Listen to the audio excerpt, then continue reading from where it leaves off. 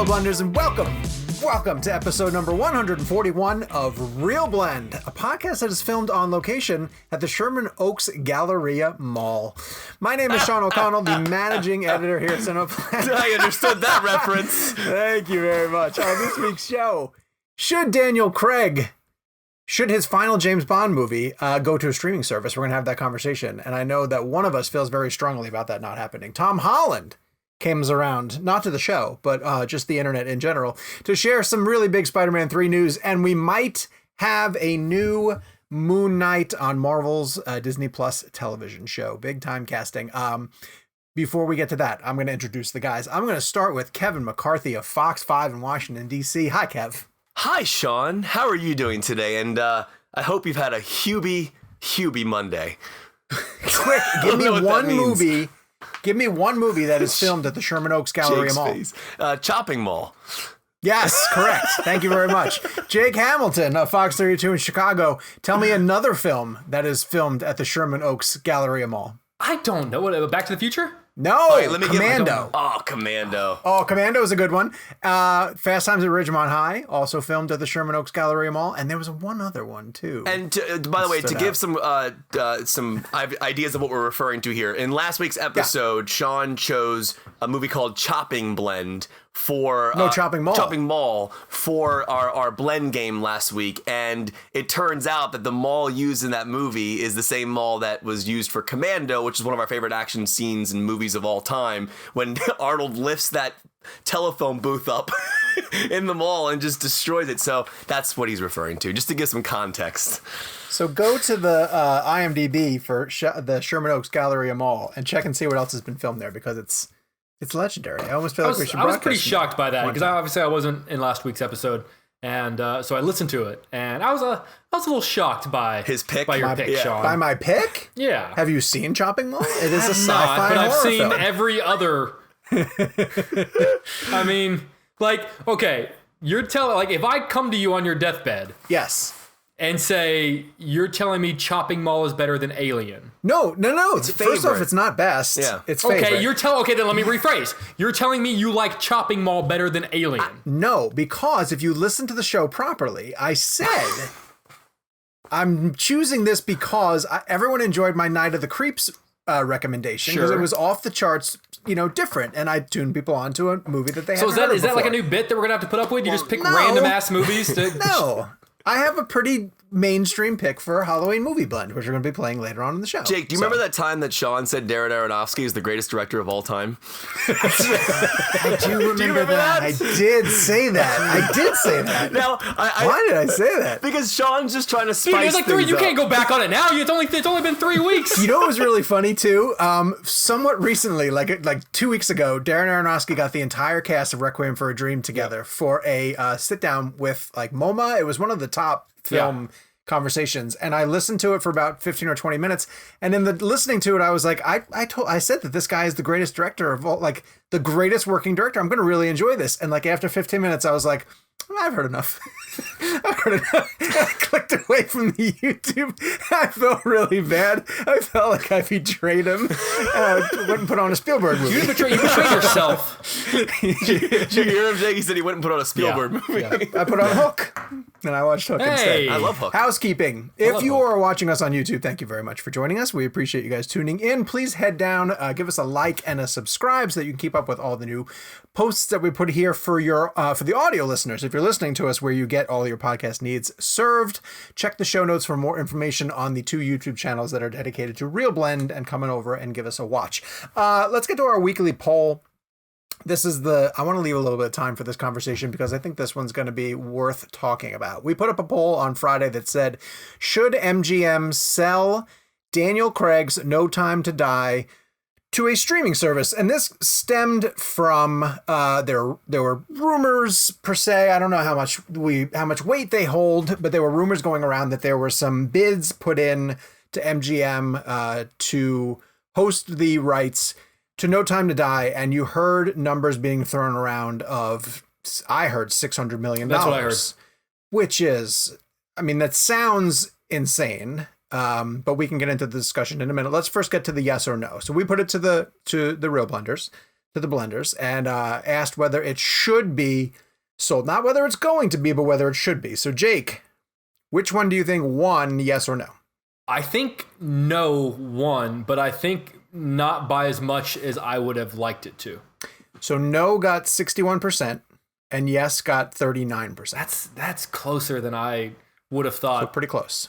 Yeah. Now this stems a little bit from, we had this conversation last week, Jake, and you probably heard it if you listened to the show, where we're now almost to the point where when you hear that a new movie is coming or available, you immediately start to think about when can I stream it, sort of thing. And it came from, like, we were talking about Kid Detective, and we're trying to tell people, if you feel safe enough to go to the theater, check this out. It's a really great movie. That should have been a streaming movie. It should have been a streaming movie. But with No Time to Die, I voted yes. I honestly did vote yes. And it just feels, I know.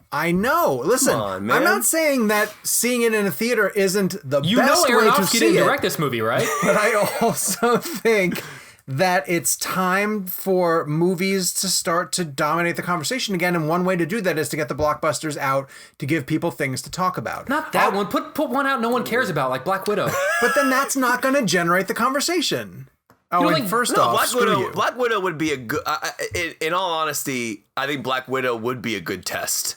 I think Bond, and this all comes down to how you consume media, right? Like I'm very into how a film is shot and then how I watch it. So I know that Cary Fukunaga shot IMAX film, so I know I want to see this on the biggest IMAX screen possible. Black Widow, I'm sure, has IMAX elements. I don't believe was shot with actual IMAX cameras. I could be wrong. But it's not your typical Nolan IMAX camera. If it was digital, it might have been, but I don't believe it was. So I guess for my personal opinion, I make that decision based on purely on how it was shot. I mean, I just know I want to see No Time to Die in a theater. Black Widow is the one of the two that I would actually have an easier time making the decision to watch. Not that it's a lesser film. I'm looking forward to both of them. I just talk about it from how it was shot and how it's going to be immersed as an audience member. So I think the $600 million thing is absolutely ridiculous. I mean, what an insane... I mean, we saw...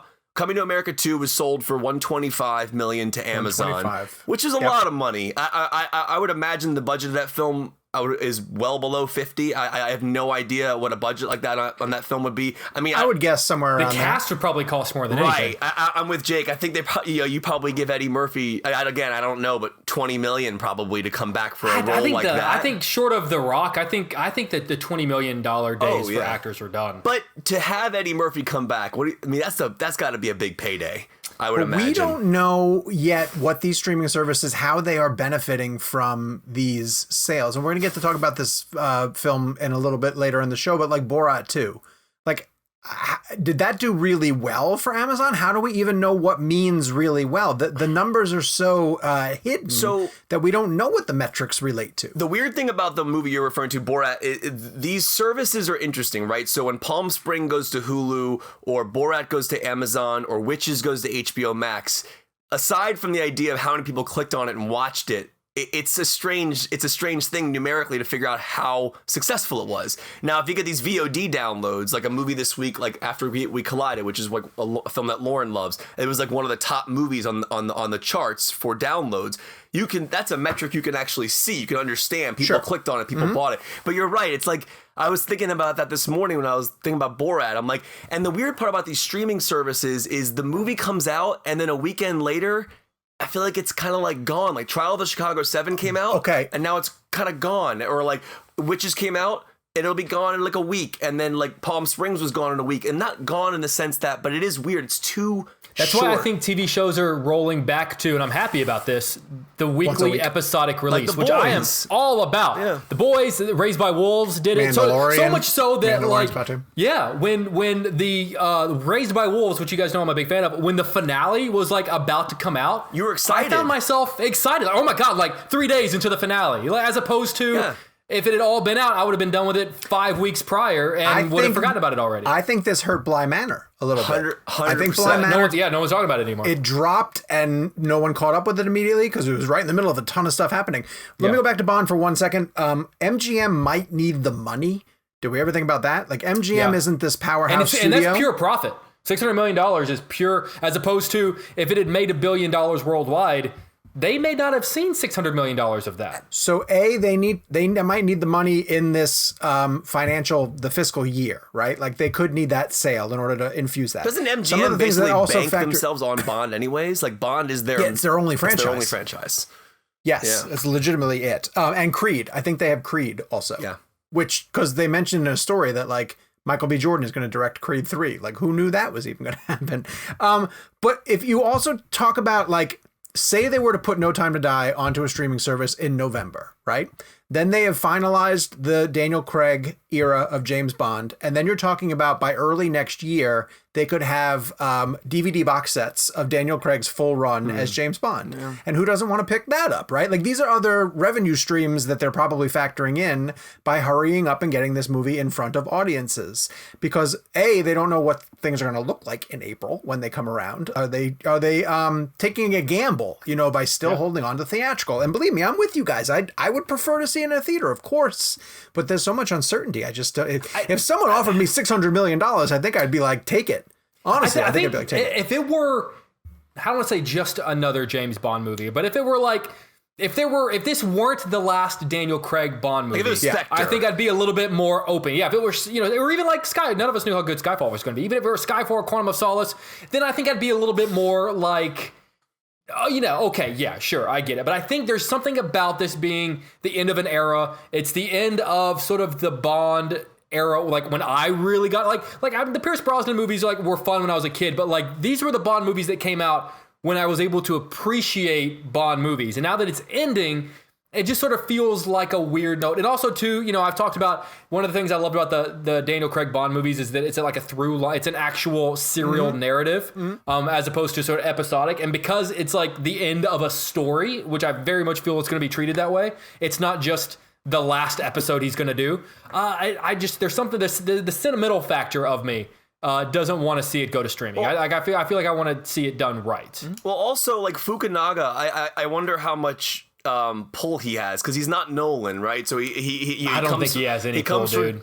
But here's why I say that. I mean, so James Bond, these films, some of them have been shot digitally over the years. Fukunaga actually got this shot on 35 and 65 mil IMAX. I mean, I have a feeling that he has more pull than we think, but I wonder. I think IMAX has pull, and I think maybe their contractual obligations to IMAX has pull. But I mean, Zemeckis just lost a movie to streaming. Like, true. But I also feel like with Bond and the way it's been shot, the IMAX thing is interesting to me because it was designed for a large theatrical experience. So, but again, the uncertainty of it is very interesting to me. I have a feeling that Fukunaga might have a little more pull than we think here with this. I don't know. I don't know. Maybe I could be wrong. I don't know. In terms of this movie, they know what they have. Like, it's cut, it's done. Yeah. So this could also be a vote of confidence of them saying, when we put this into theaters, it's going to drive audiences. Yeah.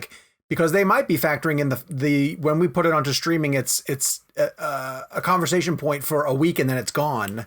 Maybe they know that it's strong. Maybe they know that it really works. Quick question.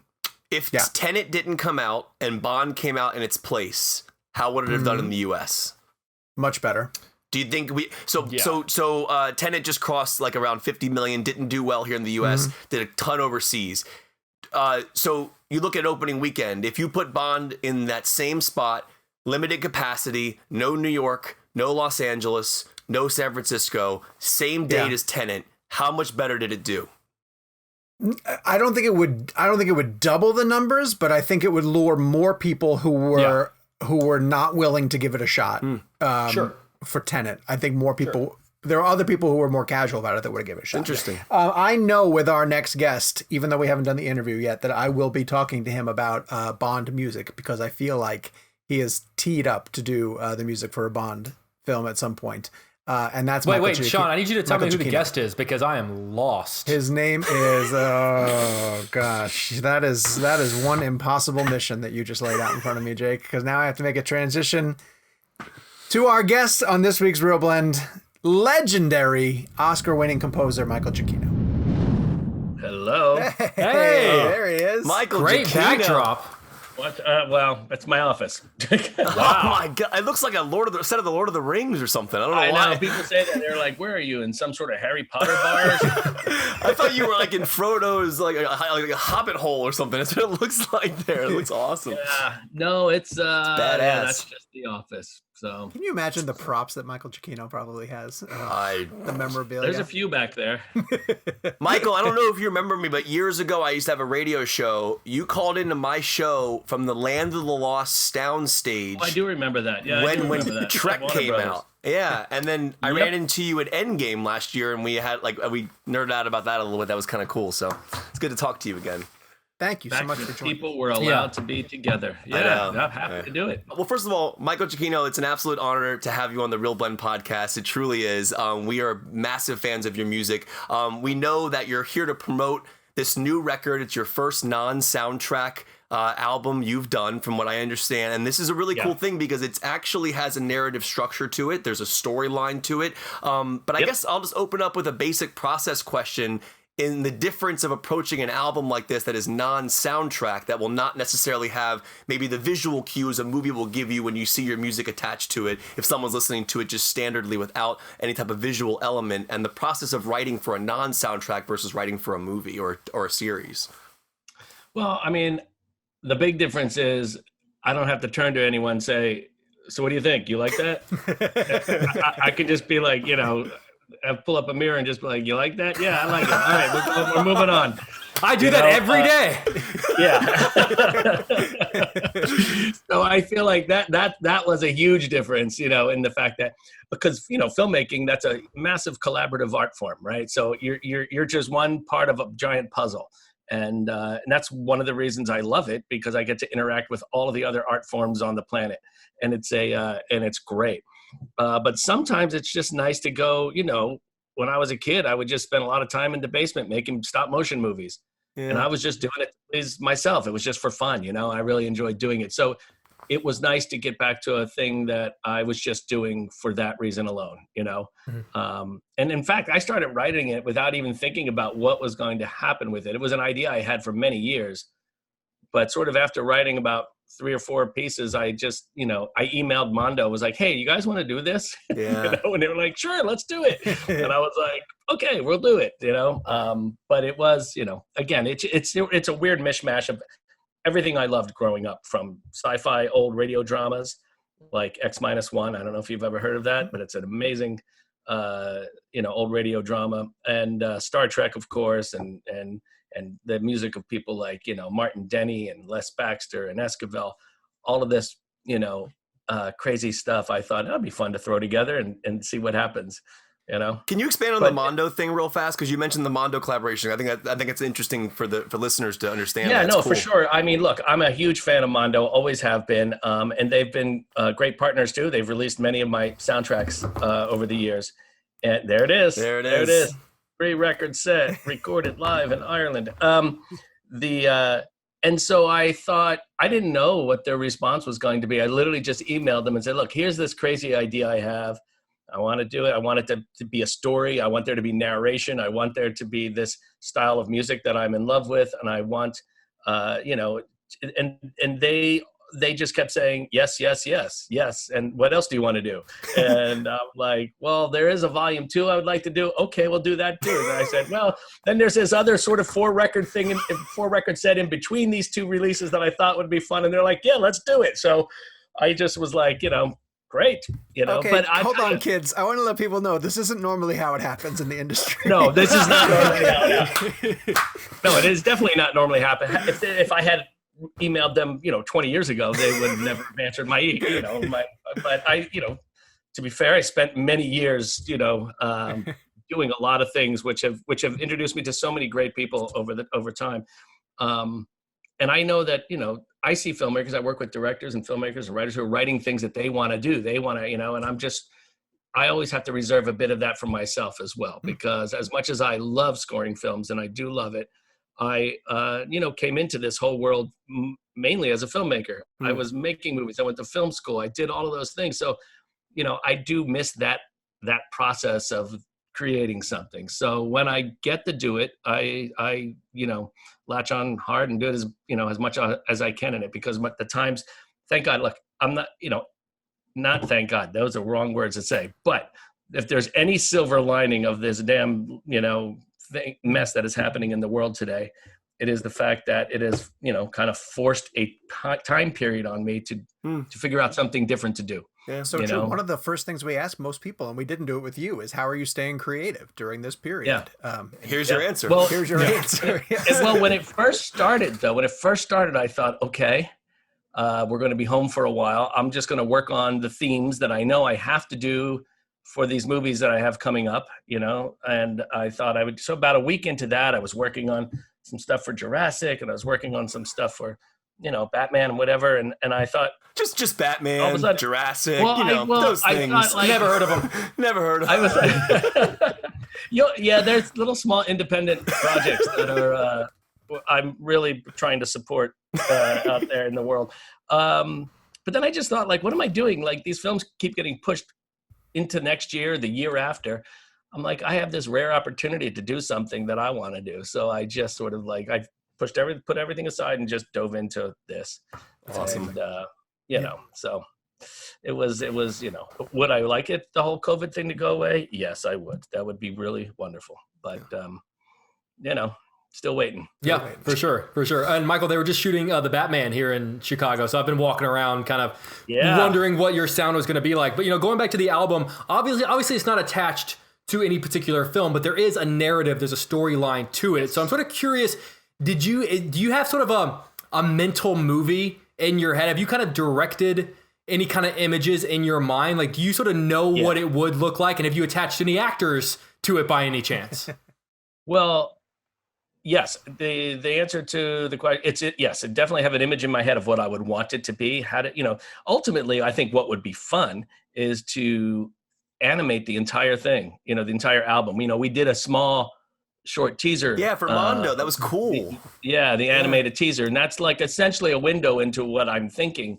But what I would love to do is do the entire album and then perform it live. Yes. With that. At places like, like at music festivals. Kind of like a heavy metal kind of thing? Yeah, exactly. Hollywood Bowl or something. That'd be cool. I would go wherever, to that. Yeah. Just something that just sort of mixes all of those things together, and not in the normal way that we would go and do Star Trek or any movie that's already existing. It's about putting up there something there that's new, and that's how you see it. Mm-hmm. You see it in that format. You go to Bonnaroo or Glastonbury, or you go to Hollywood Bowl or whatever. That's how you experience it. I think that would be really fun. Is there a particular style of artist or studio's particular type of animation that you think would best suit what you have in your head? Well, I think there's a lot of influence. And if you check out the teaser that's there, there's a lot of anime, influence in it. And I growing up with, Speed Racer and things like that came out of Japan at the time in the 70s that were being made in the 60s. I love that. I love that style so much. And I think that, that sort of very graphic, simple, but super strong composition. Like, to me, that's what it would be. I would love that.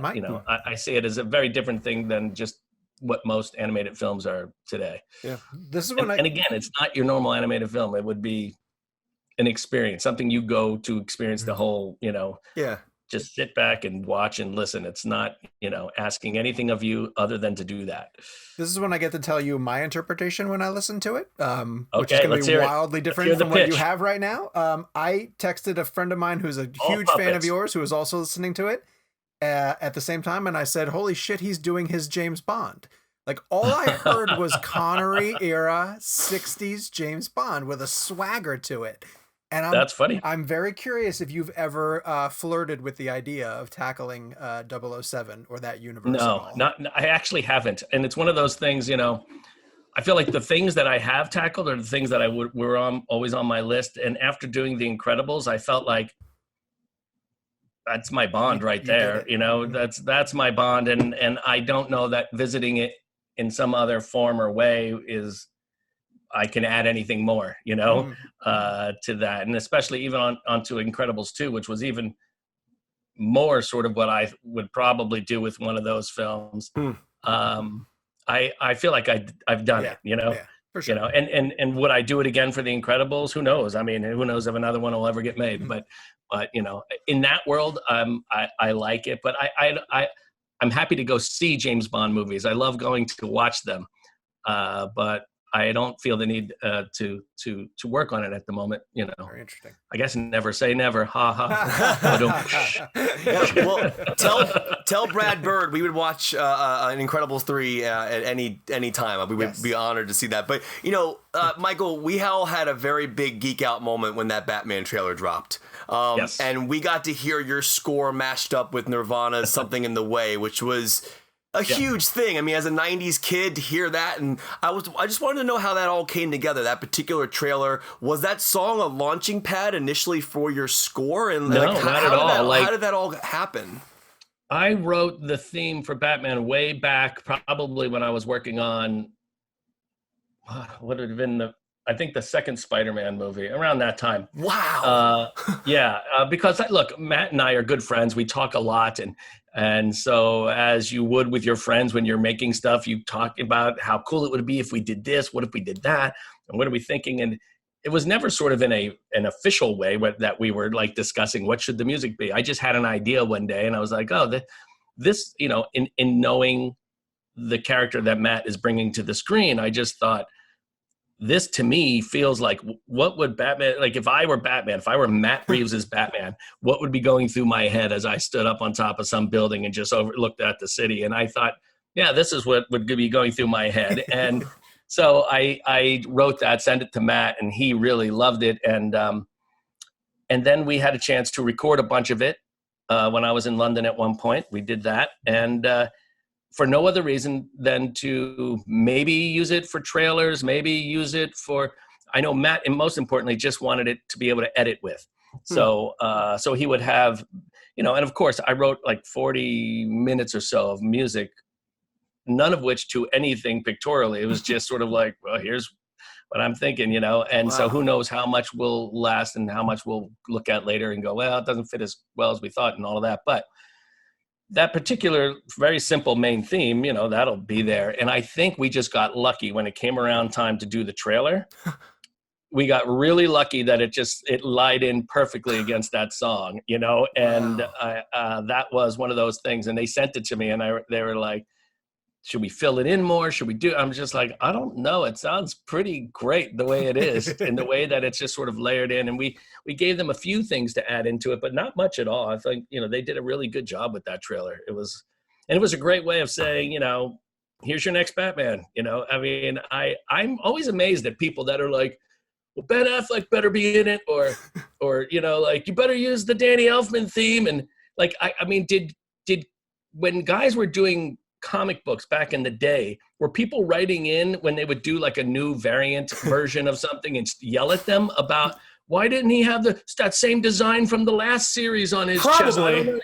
You know, I'm like, what is going on? Like, one of the things I love about comic books is the fact that you can reinvent them and create new versions of that character, you know, these variants. I love that. And I feel like that's all we do with the movies as well. You know, everyone gets their shot to do their variants. And the anger is always shocking. I'm just like, I know. What is going on? I don't know. Maybe they need hobbies or something. We try to celebrate more than get upset about stuff. That's what our show is about. I agree. I feel like that's kind of like, as a kid, that's what we were all about. We were like so excited when something new, even if it was, you know, based on something we had seen already, or I don't know.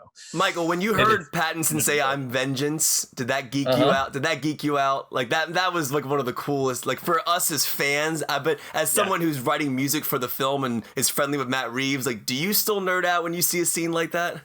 Oh yeah, we get nerdy about it. We love it so much, and you know, I think Matt and I early on nerding out about sort of the designs of the cars and all of these things. I mean, that he shared with me way early in the process. I think, you know, it's fascinating to see that stuff, and it, you know, because it's like, again, the way that we always looked at it, you know, when I talk to JJ about Star Trek, and we talk about these things, it's like, this is our Star Trek, you know, I don't think the words are, this is Star Trek. It's literally, this is our Star Trek, you know, love it or hate it, this is what we would do with it, you know.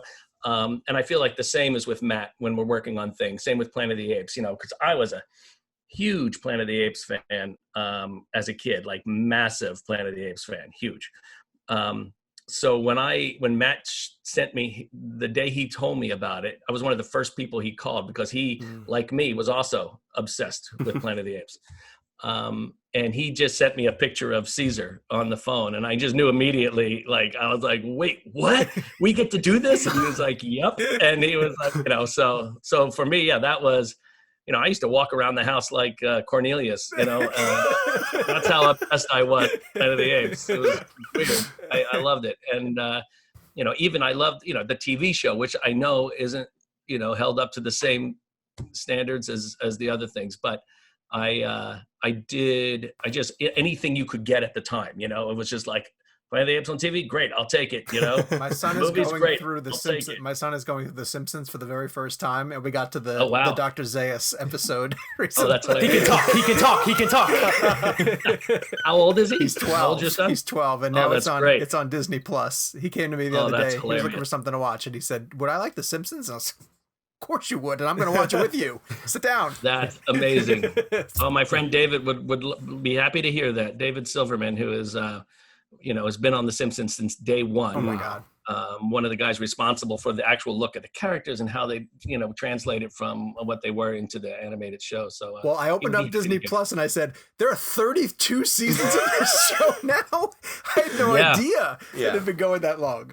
Wow. It's insane. It's insane. Michael, I think a safe word to use is, and the guys can back me up on this, obsessed with Lost. Yep. It is my single favorite show of all time. And, I've got my buddy Chase bought me this on vinyl, which plays on a constant loop. And I genuinely believe that the piece Moving On from the finale is not just in pop culture, but one of the greatest, most beautiful, moving pieces of music ever written.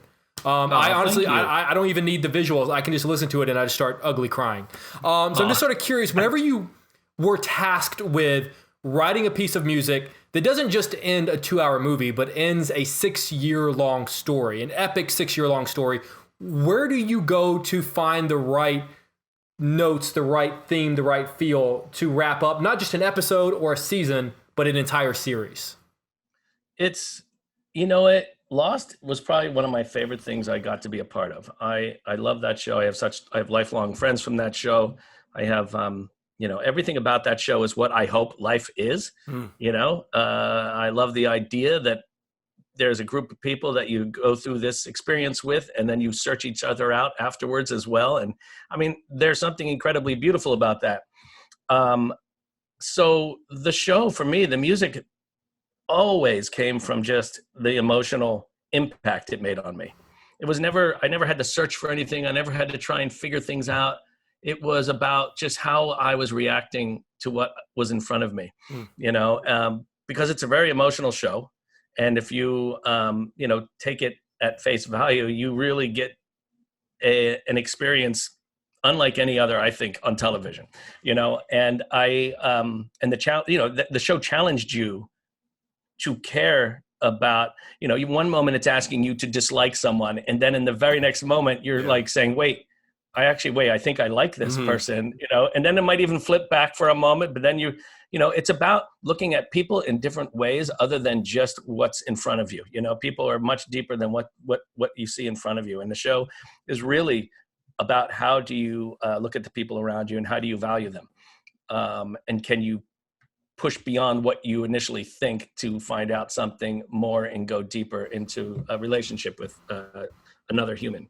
So the music was just always a reflection of how I was feeling when I was either watching that particular episode or I never read the scripts. I never, we never had spotting sessions. We never talked about, maybe twice in the 6 years, Damon would call me up. He goes, okay, there's an episode coming up. And I'm like, Damon? And he goes, I know you don't want to know what's happening. I know you don't want to know anything. He goes, but I just... Is that why you didn't read the scripts, or it wasn't because they were trying to keep it secret? You didn't want to give secrets away in your music. Well, yeah, because I feel like if I knew what was happening, I might, unintentionally, I wouldn't do as good a job scoring the show, I think, if I knew what was happening. That's so crazy. Yeah. So he would call me up and go like, okay, but there's this one thing we should talk about, but I don't know how to and it would turn into this weird conversation. In the end, he'd just be like, you know what, forget it. Don't worry about it. Just watch the show. And if you have any questions, call me. But it was the kind of thing where they would just send me the episode and I would do whatever I thought was right for that particular thing. And we'd go and record it with the orchestra and then we're on to the next episode. And it was like week after week. It's not like, now you get a series that is 8 episodes and that's it. These were 24 episode seasons. Yeah, 24 episode seasons. I'm working my way through it right now. Oh, so we have a challenge. I've never seen it. We have a challenge in place. We had a bet going at one point. I forget what it was.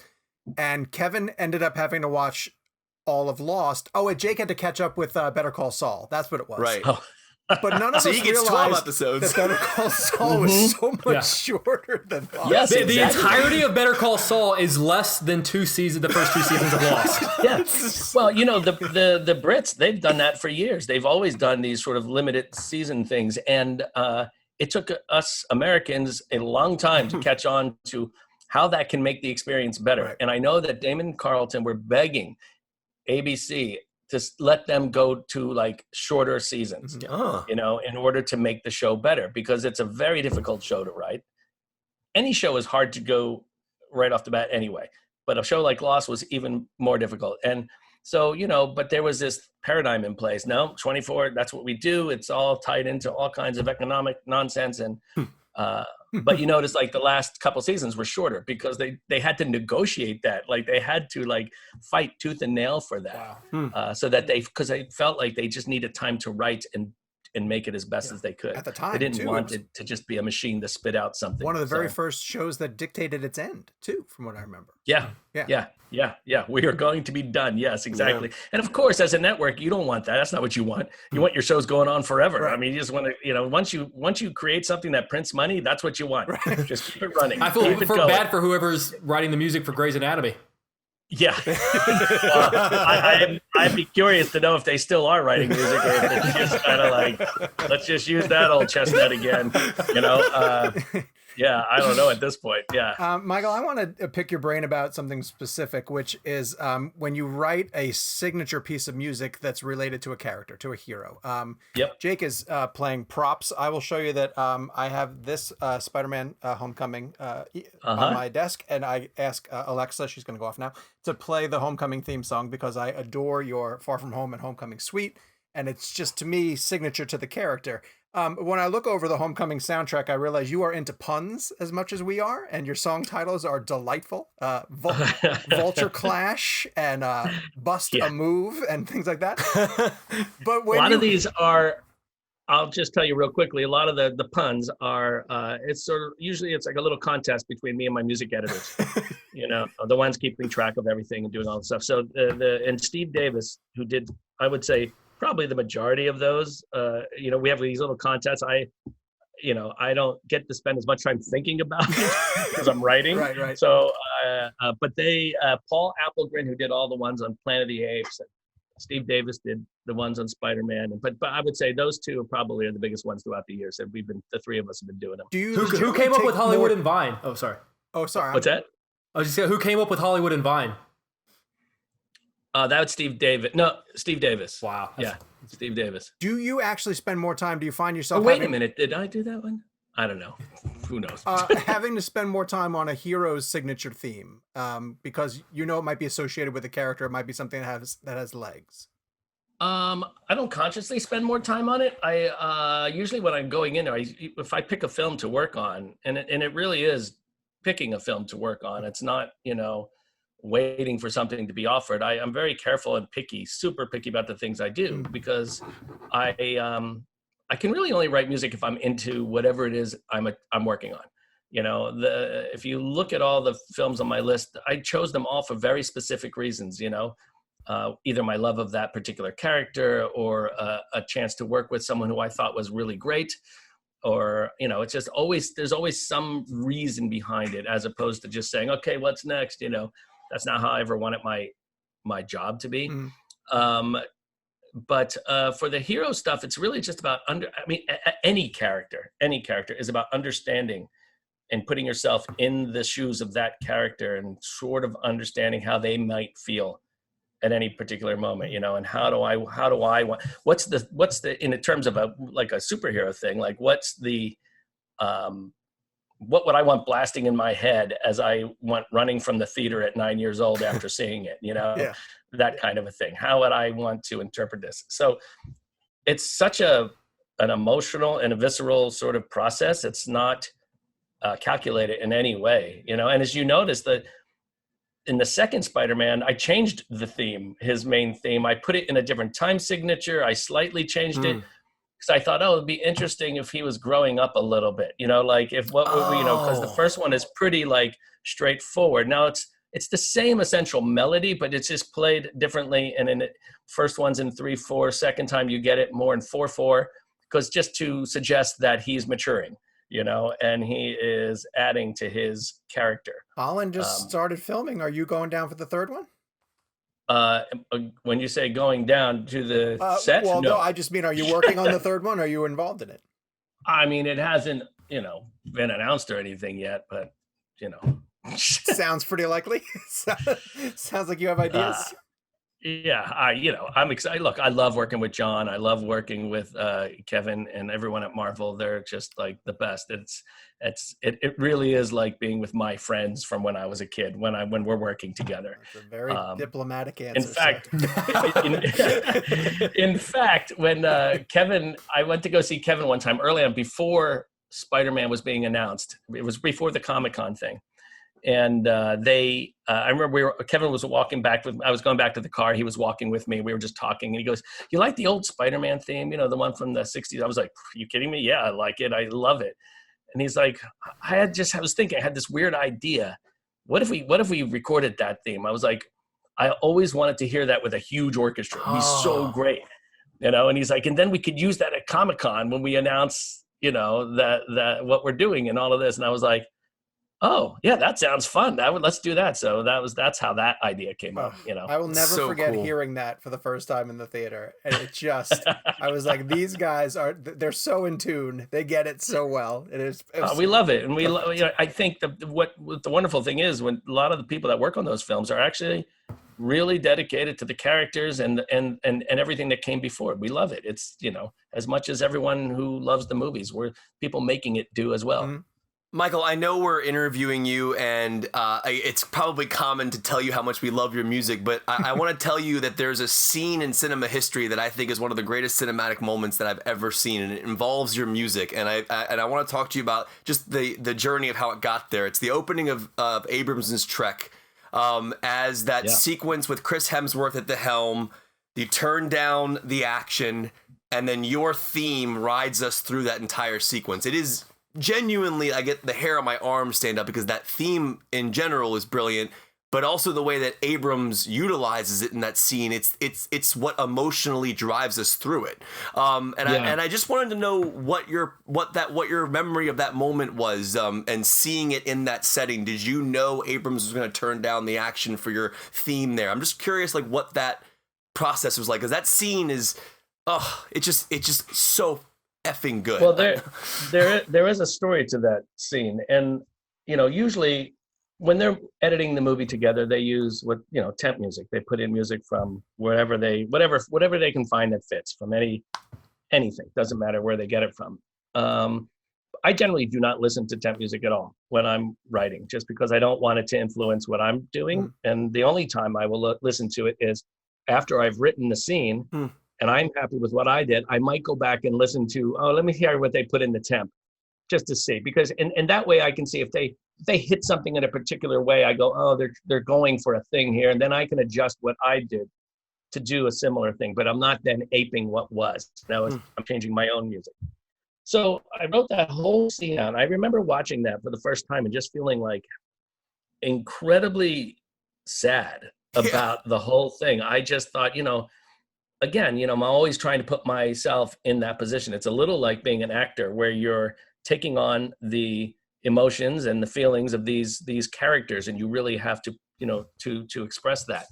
So I remember in that particular scene just feeling devastated by what was happening, this family being torn apart. Forget that it was, Kirk or anything else. It was just on a human level, it was really devastating. So when I went to write it, that's all I could write was this really just sad sort of thing, I'd not even think, and that felt right for me. It felt like the right thing to do.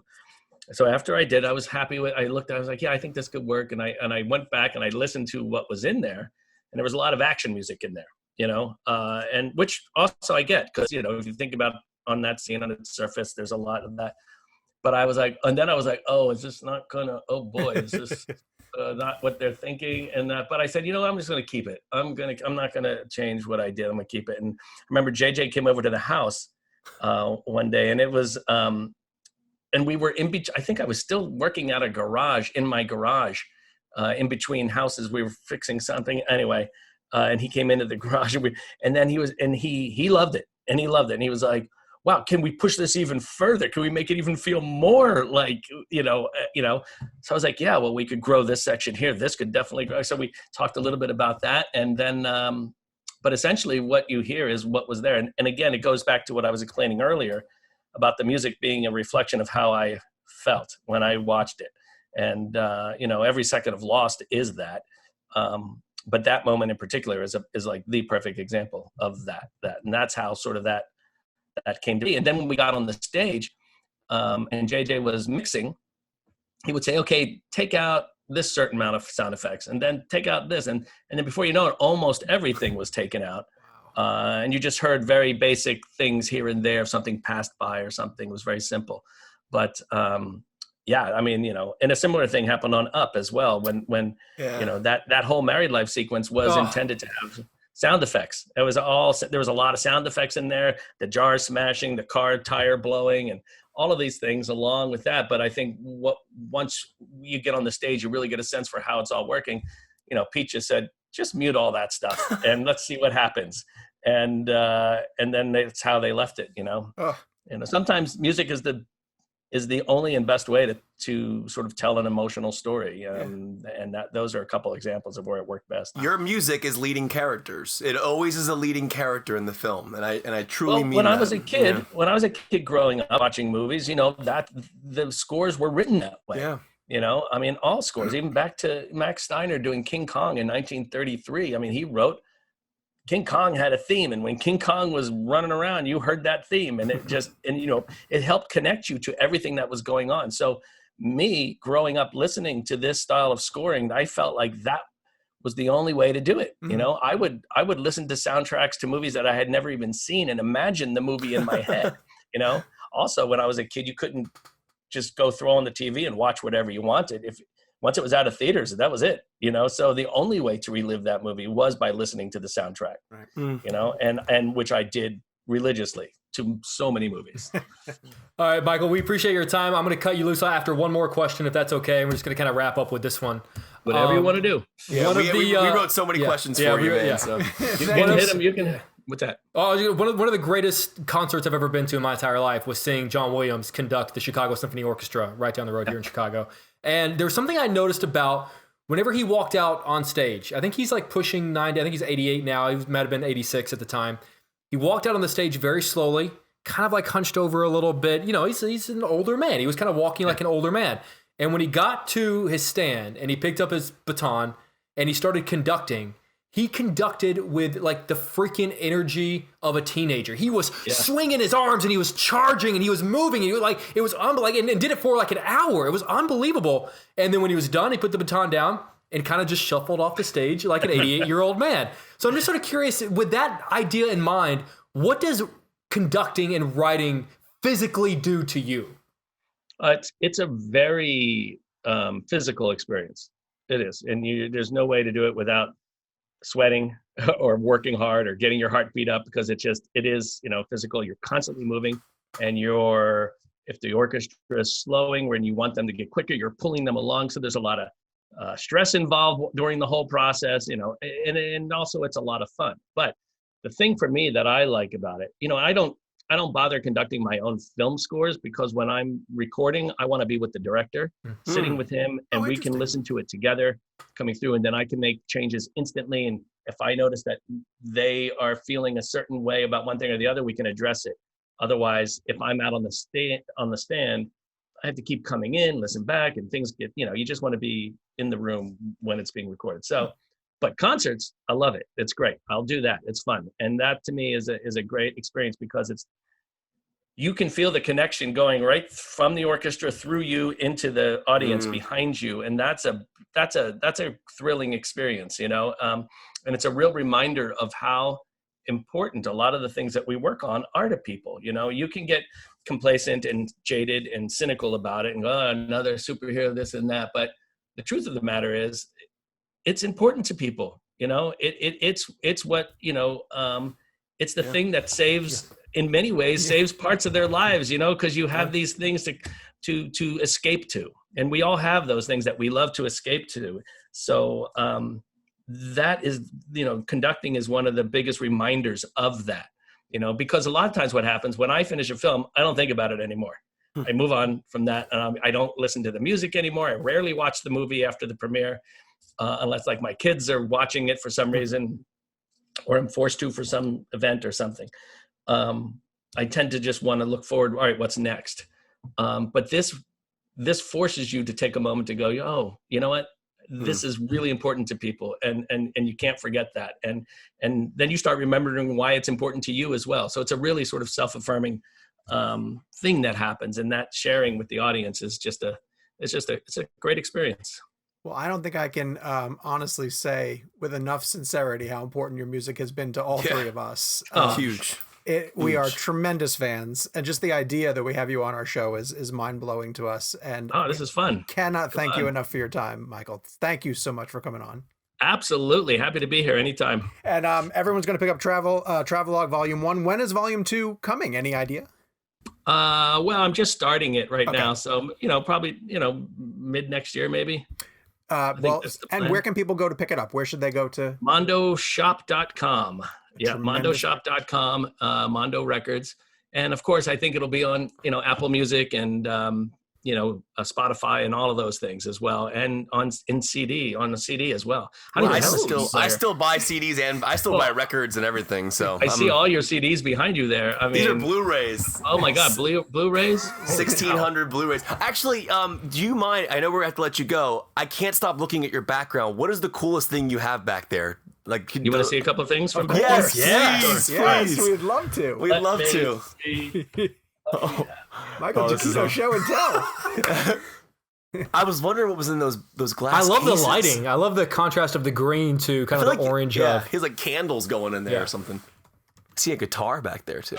Yeah, I see the guitars too. It's so cool that he has everything in like glass cases. So if people are listening to this right now and not watching, Michael Giacchino is going through his room to find something cool. Can you imagine? He says he doesn't watch. Hung all over the place, but so it's a bit of a. But we'll start with this stuff. All right, so.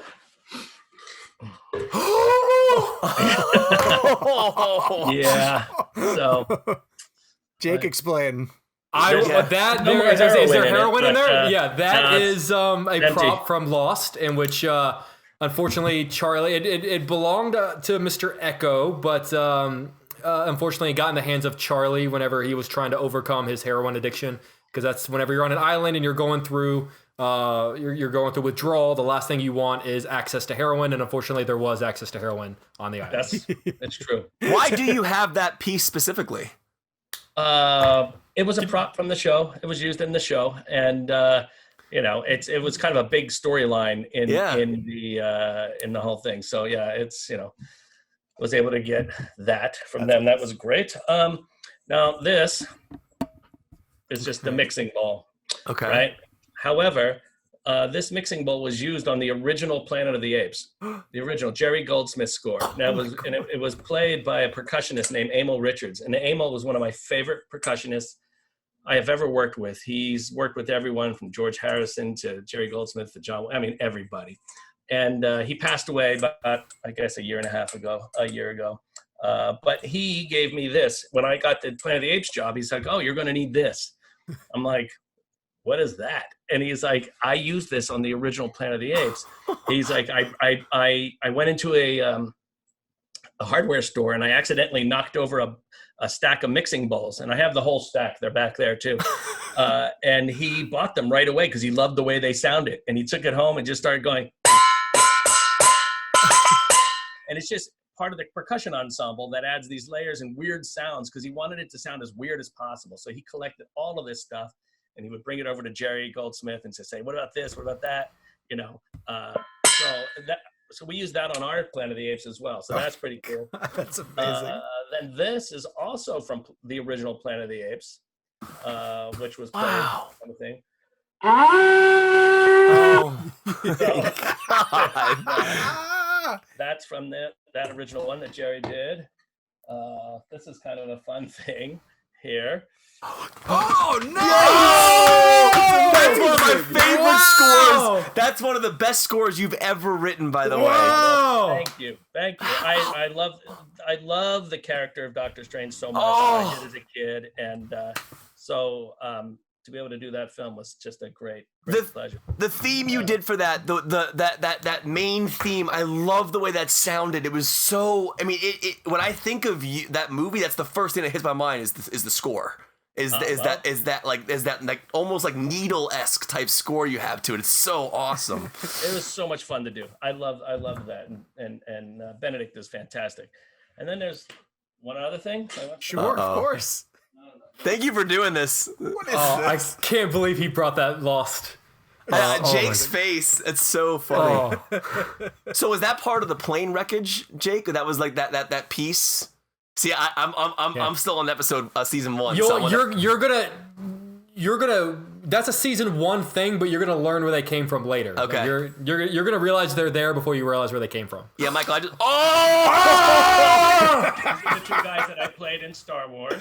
Yeah, that's right. You were a stormtrooper. Yes. You kept the helmet. Yeah, that was very nice of them to let me have it. But you can see on this one, they actually had to drill holes. I don't know if you can see them. Oh my God. There's like these. It's like a motorcycle helmet almost. They kind of are, yeah. Anyway, there's these little holes I had to drill in because they were fogging up so much I couldn't see anything, you know. So they drilled these holes in there. But was that a cool experience? So they put an explosive on my head, and when I got shot, so yeah. So that guy didn't make it through the movie, but this one's still alive somewhere in the Star Wars universe. You know, that's incredible. Nice. That is unbelievable. You know, I don't know. Back there is where all the scores are. What do you mean, like the written scores? Oh. Yeah. Pick a movie. Trek, Star Trek, 2009. All right. Let's see. So. What is happening? Star Trek. I'll just take out. Oh my God. So these are the. This is what we used on the stage. This is what I would use on the stage. And well, let me just see if I can find that cue we were just talking about. Oh yeah. There's all these different. Narada bing, Narada boom. While you're finding that, when we went out to do the junket for the original Trek, they showed us they press screened it in the amphitheater that's on the Paramount lot because the sound was so extraordinary. Oh yeah, yes. That is one thing I will never forget is seeing that movie. Dude, were we both there at the same time and didn't know each other? I mean, probably, yeah. Wow. Yeah, Jimmy Kimmel sat in front of me at that screening. Being there. So, you know, this is the score. Oh my God. So what are the notes? What are the notes on there? Are those things you wrote in as you were recording? As we're recording, yes. I'll be like, okay, this one says add a Grand Casa. Grand Casa is just a big bass drum. Add that there, and then there's, you know, this one, you know, whatever. It's just a bunch of stuff. Yeah. But there's just tons of this. Every movie, it's all over there. That's amazing. That's cool. You keep those. Do you have every one you've done? Do you have every movie you've done? Every video game, movie, TV show, whatever. Yeah. Wasn't one of your first like big projects doing Star Trek? These things. The opening, the main theme of Star Trek. My daughter made these for me for my birthday one year, and I was like, oh, these are cool. They sound cool. And so I was like, it was right before recording Star Trek, and I needed some kind of rhythmic thing in the beginning. Where you go, you know, dun dun dun dun dun dun dun. Yeah. Dun, dun, dun, dun, dun. So that's what that sound is. You hear. Get out of here! Something your daughter made for you? Yep, that's it. Yeah. So I have stuff. My son has made me percussion instruments. Those are on Planet of the Apes and all different things. So yeah. I gotta laugh. You say you don't watch the movies that you worked on, but you have so many Pixar films that when your kids are watching them, you have to be like out of the room and be like, wait a second. I know that. It's true. But my kids now are 22, 20, and 15. No way. You look so young. You gotta be kidding me. Wow. Well, have they watched Lost yet? Oh yeah, the Lost I've had to watch 4 times through, because once when it aired, I watched it because I loved it. We would watch it with our neighbors, and then when my son turned 13, he watched it. When my daughter turned 13, she watched it, and then when my other son turned 13, he watched all of it. So. Do you have a favorite scene that you've heard your music to? That's a good question. In general? In general, I don't know.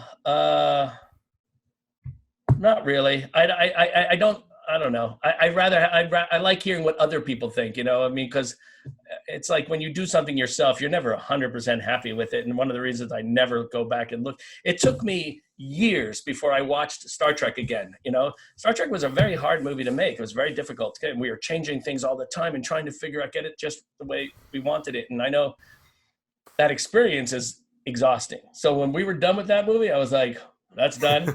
I'll move on. And then it wasn't until we did it live at the Hollywood Bowl that I had actually watched it. It was the first time I had seen it in years, and JJ was just sitting in the box next to me. And I remember texting him at some point during the movie and just said, this is actually pretty good. It's not bad. Michael, I want to tell you a quick story really quick, and this is sort of a me and Kevin story. And we tell this story all the time, and I feel like it kind of perfectly encapsulates you. Kevin and I, we're the three of us are all best friends. Kevin and I, they often pair us together on red carpets just because they know we're friends, and they know, like, just put Jake and Kevin together, they'll be fine. And Kevin and I were all working the red carpet for Mission Impossible 4. And we saw you in New York. Tom Cruise was there, and everyone, all the JJ was there, And then we saw you coming down the red carpet, and we screamed your name. Please come over and talk to us. And we're holding out our microphones. And I remember you sort of like looked behind you and kind of like went, and then you kind of pour like me, and you came over and you go, "Why do you guys want to talk to me?" And we always tell that story just because, like, and I feel like that, because if you can't, we're just obviously such big fans, and the fact that, like, you had to ask, why do we want to talk to you? I just think that was the funniest thing, and I love telling people that story. It's funny because, like, after a while you go, okay, if someone's screaming my name at one of those events, I found a fellow nerd, because there's that's people that really, love movies for more than just sort of like the stars, whoever's in it. They're into the whole thing, which is great. I love that. That's this show. Yeah. Yeah. You landed on the right ship. Yeah. Good. Yeah. Well, there you go. Well, you're doing a good service to humanity then. Terrific. That's we'll put that quote on our poster. Yeah. Well, listen, Michael, we've taken up more of your time than we were allotted initially. We just want to say thank you so much. Your tour of that room meant everything to us, just to see those things. And listen, we're interviewing you, and we mean this from the bottom of our hearts. Like, genuinely, your music has, for our generation of cinema, you are one of the greatest composers to ever work in film. And like, I hope you understand what your music has done, like the opening of Up, what that does to people. I think these things, but like, it's the connection, and I think you are a leading character in some of the greatest movies of all time, and I hope you know that. So we just appreciate you. Thank you so much. Thank you for watching this stuff. Yes. I hope you never get tired of hearing that, sir, honestly, because you've earned it. You've earned it 100%. Thank you. I appreciate it. This has been a blast, everyone. I love it so much. You're welcome back anytime, Michael. As soon as you finish Spider-Man 3, we'll have you back on. Yeah, there you go. Or maybe you should come to the scoring stage one day when we're actually doing it, so that Michael, you can do a show from there. Michael, hello. We is that recording? If they ever let us back into a scoring stage again, that's a sacrifice I'm willing to make. Yeah, I want you to score a commercial. Whatever. Hopefully, I don't end up back there. Well, Michael, have a great day. Congratulations on the record and the album. We cannot wait for our viewers or listeners to check it out, and we hope you have a great day and stay safe, and hope your family's staying safe as well. Absolutely. You too. Take care, everybody. All right. Bye. Thanks, Bye, guys. We have to thank Michael Giacchino's people for getting him on the phone. Obviously, his new music is fantastic, and it was an honor to have him on the ReelBlend podcast. I want to get to the talking points for this week, and I want to ask you guys this question. Depending on whatever metrics you want to use for it, This past weekend, Borat subsequent Moviefilm opened. Do you guys think that the film was a success for Amazon? 100%. Yeah, absolutely. Because, I mean, at the end of the day, whether people wanted... You had to think about sort of like the indirect effect of like sort of the promotion that it got. And I want to compare it. It's a weird comparison. But you guys, I'm sure, have seen that viral video of the dude on the skateboard going down the road drinking cranberry juice. Ocean Breeze, like whatever it's called. Ocean Spring, I think. Yeah. And so that was indirectly, exactly. That video was so good for Ocean Springs that like they ended up buying him a truck. And I think local cranberry farmers around the country have said that like we're doing massive business because of this video. And so you have to think about it. Like this video was such...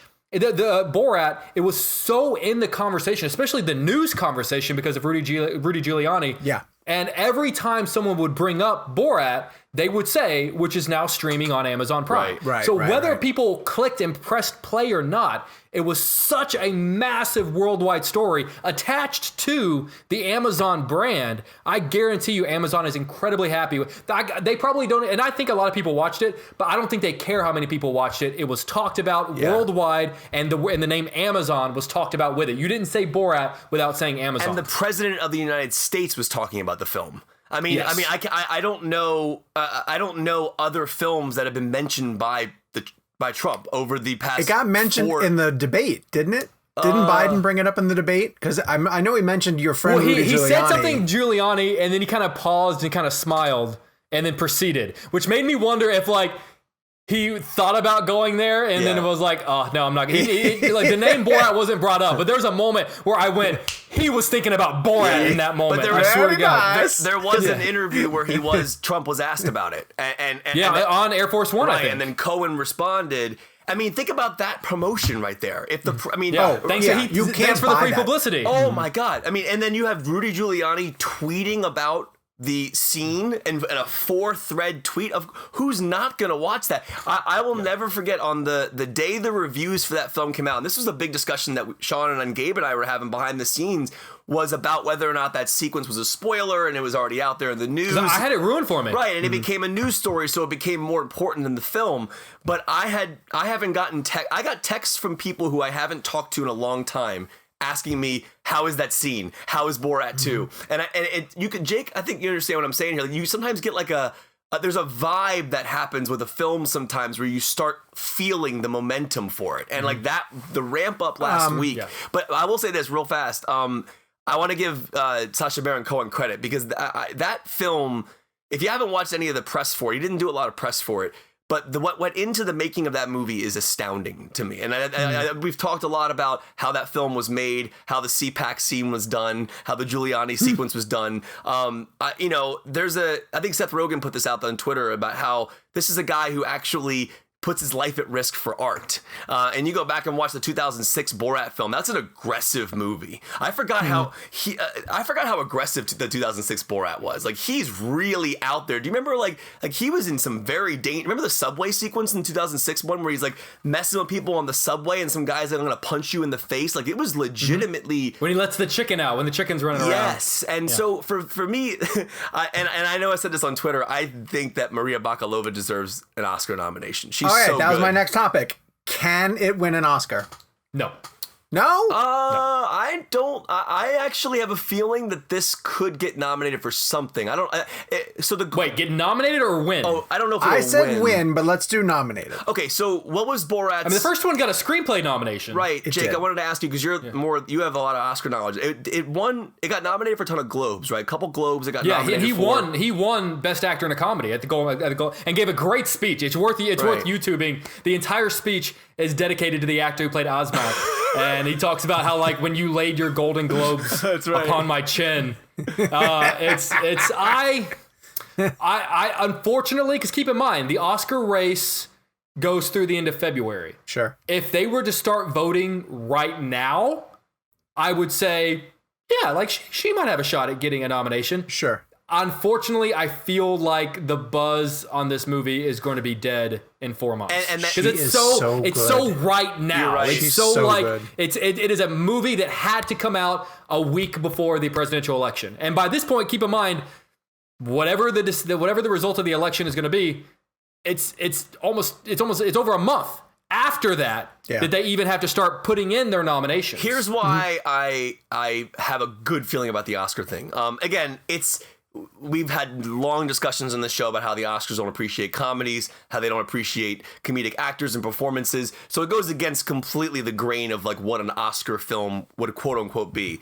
That being said, there are so many people right now who are, on different political sides of the world, different celebrities who are on different political sides.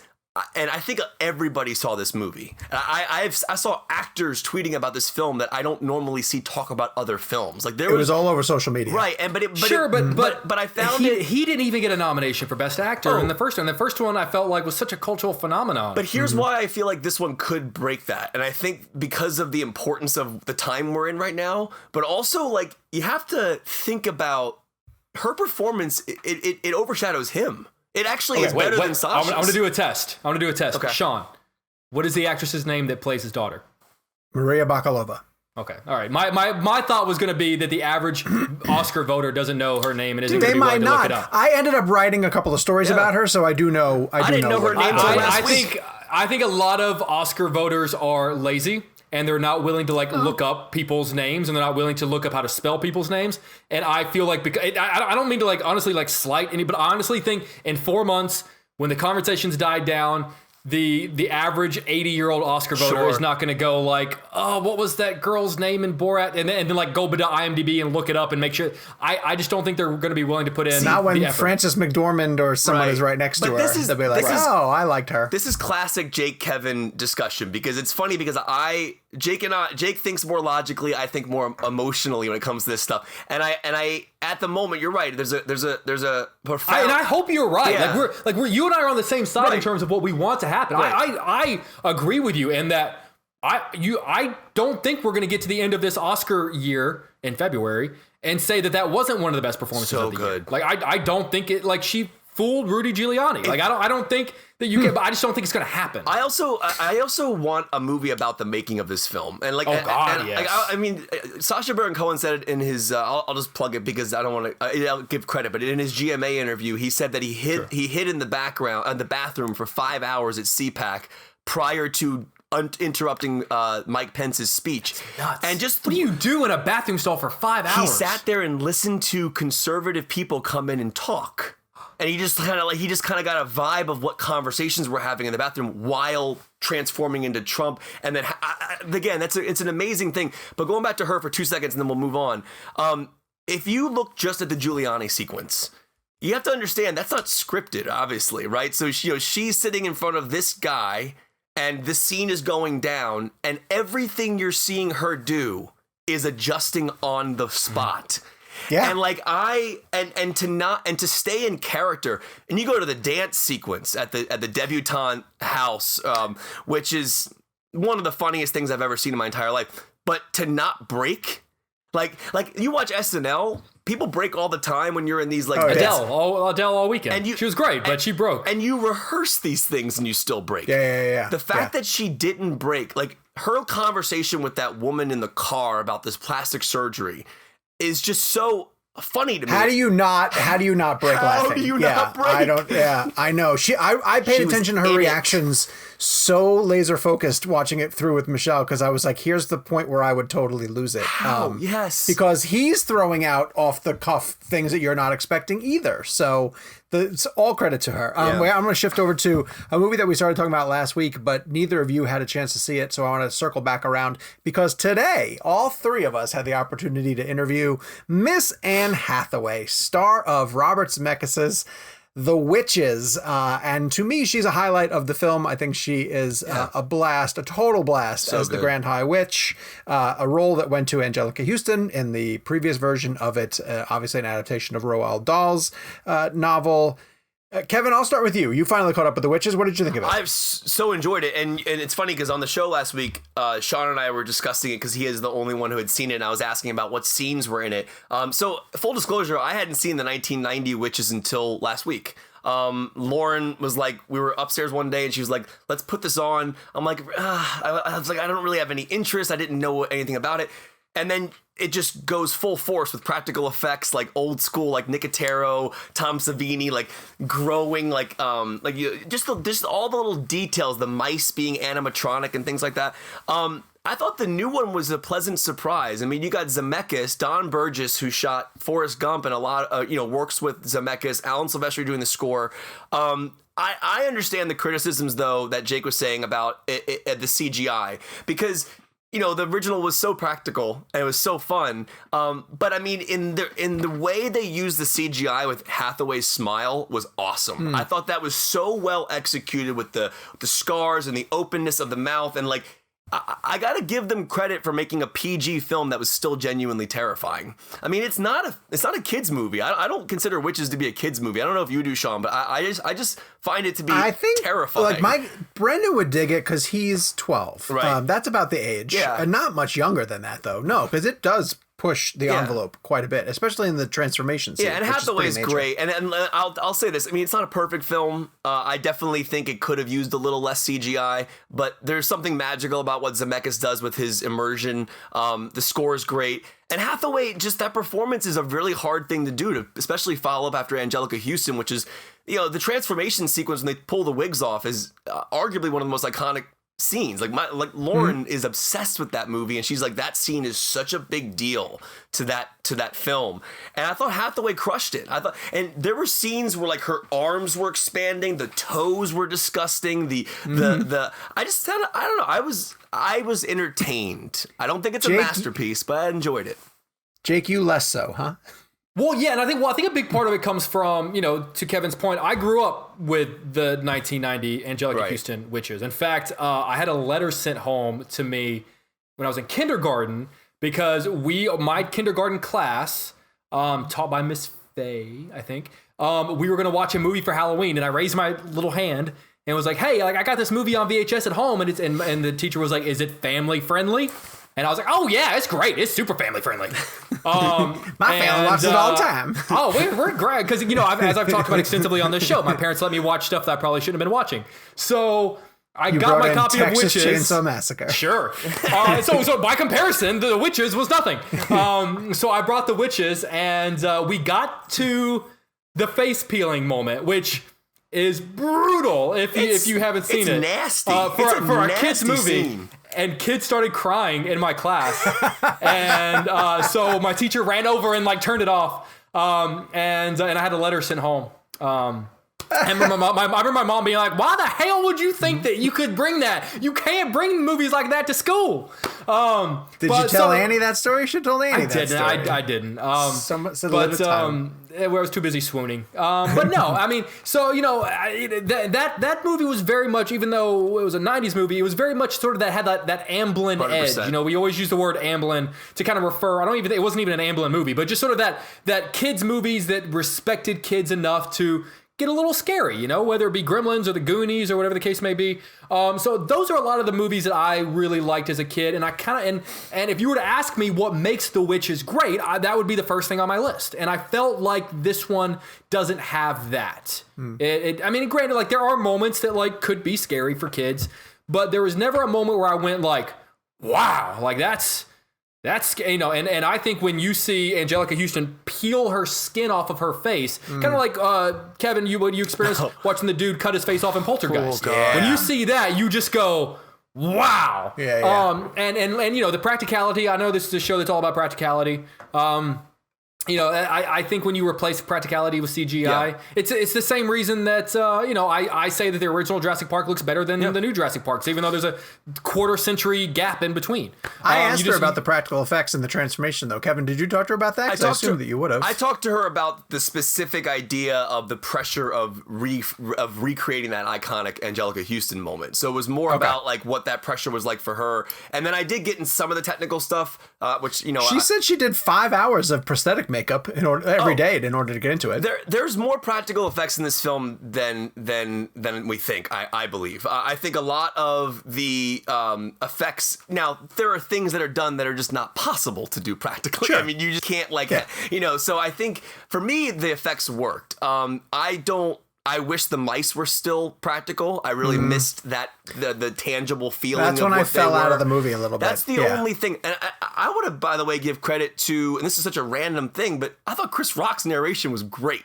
It is good. I thought I like Chris Rock. He brings a youthful energy to the character, and I thought Octavia Spencer was really good. I want to mention one thing Octavia Spencer told me in our interview. She said that for weeks leading up to the shoot, she spent time in her hotel room talking to inanimate objects so that she could convincingly learn how to communicate with things that she thought weren't going to be there. And I thought that was really funny. Yeah, and Tucci's taking on the Rowan Atkinson role. I mean, Tucci's amazing. We interviewed Stanley Tucci today, which was really cool. He was in, we basically did the Devil Wears Prada junket. Yeah, and he was in Madrid, apparently. I don't know what he's filming there. Sean, would you know what Tucci might be filming in Madrid? He's not doing the Hunger Games prequel, is he? They haven't started filming that. Have they? Okay. He would be a character in that. Yeah, though, that's what I was wondering. I was wondering what he was doing there, because I don't know if you guys haven't seen these like videos he puts on his Instagram where he makes drinks. They're amazing. They are and good. I had to call him out a little bit today because the last video he did was for an old fashioned and he used small ice cubes. I'm like, Stanley, come on, man. Stanley, come on, Stanley. So I went Did you give him a hard time? Did you really? Yeah, I went upstairs and grabbed. What did he say?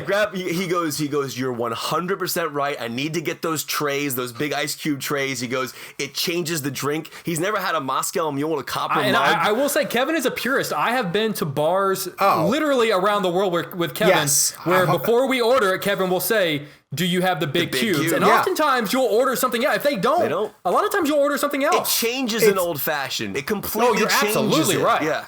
You can tell what kind of place we are in when the person that you order from either says, oh yes, we absolutely have that. Like, don't worry, we'll take care of that. Or if they're like big cubes and then you're like, okay, never mind. I'll just... Honestly, I will not order.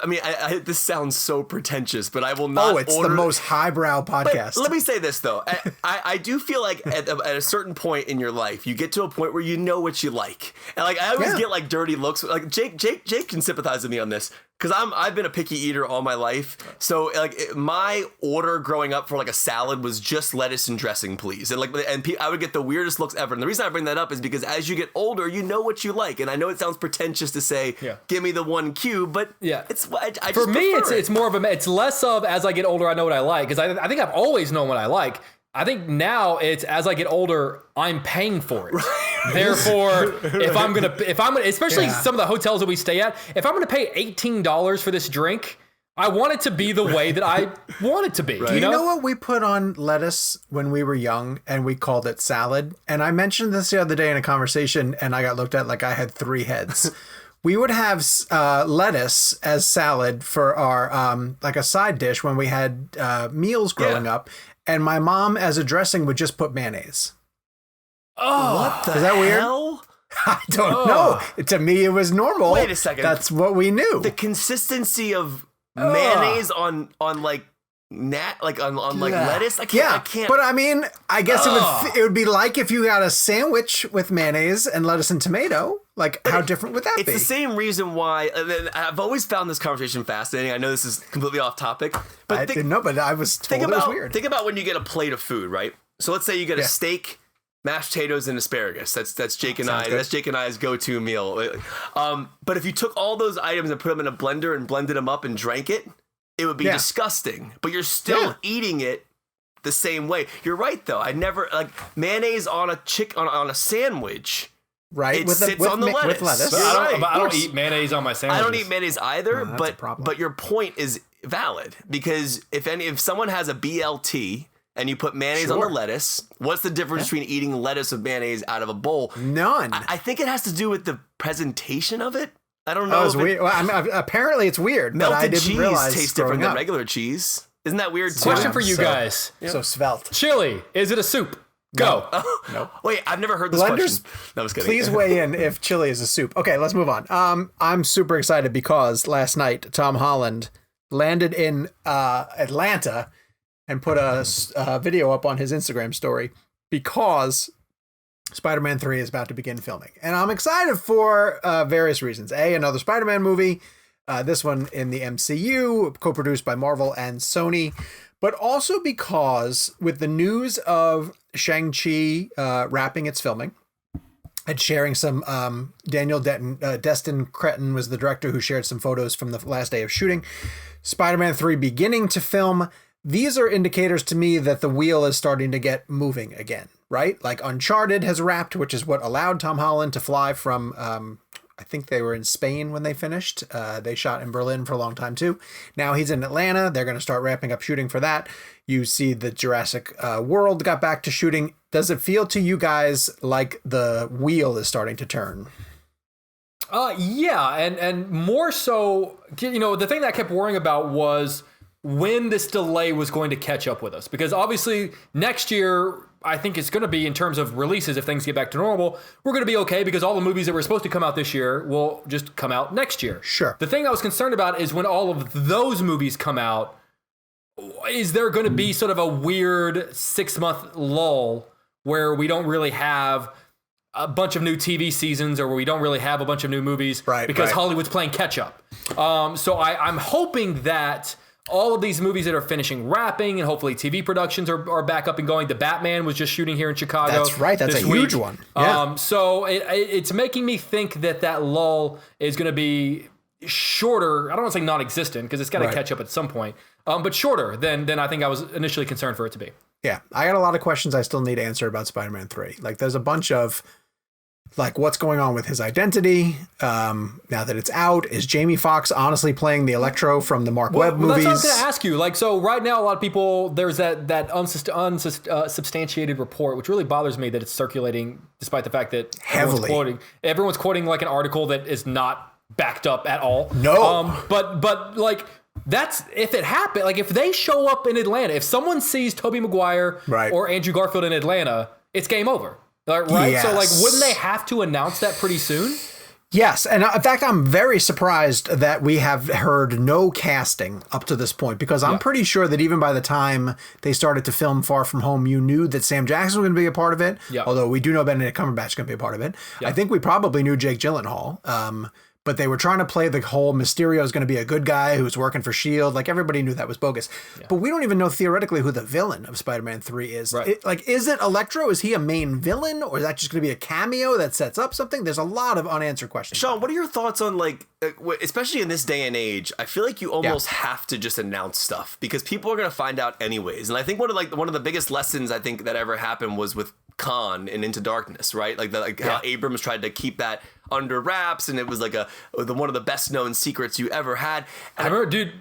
Do I remember this wrong? Didn't people, when we saw it in London, when we did the junket, didn't people kind of groan when he said like, I am? Everyone was like, yeah, we know. We know, right. And so I think the reason why I bring that up is because in this situation, in Spider-Man 3 situation, it's almost impossible to keep things secret nowadays, right? Like, and I do you think a studio at this point just needs to make a decision and go, all right, yes, we're casting these. That's a good question. Garfield's going to be in this. It's done. We're doing it. Leave us alone, kind of thing. With that one, I think they should lean into it. I think so, too. If they're going to do it, it's not something that you can keep a secret. They sat on J.K. Simmons coming back. That was a really great reveal. But I feel like J.K. Simmons' return is it's easier to keep under wraps because it's one scene. He does it in a studio. Yeah. No one's looking for J.K. Simmons to walk into a studio and go, oh, he must be doing something with Spider-Man. But if you have Garfield and Maguire show up in Atlanta. If they're shooting in New York, then you could just write it off as saying like they live there. They're in New York. Or LA. If they're in Atlanta, there's a good chance that. Well, I think you'd have to approach it in this way. You'd have to say, it almost feels like a press conference. Yeah. Hey, Spider-Man 3 is going to be a Spider-Verse movie, and we're bringing Andrew and Tobey back. Yeah. Like you make the announcement is the big deal, and now it's like, cool, let us go film that and we'll be back. Like, stop pestering us. Yeah.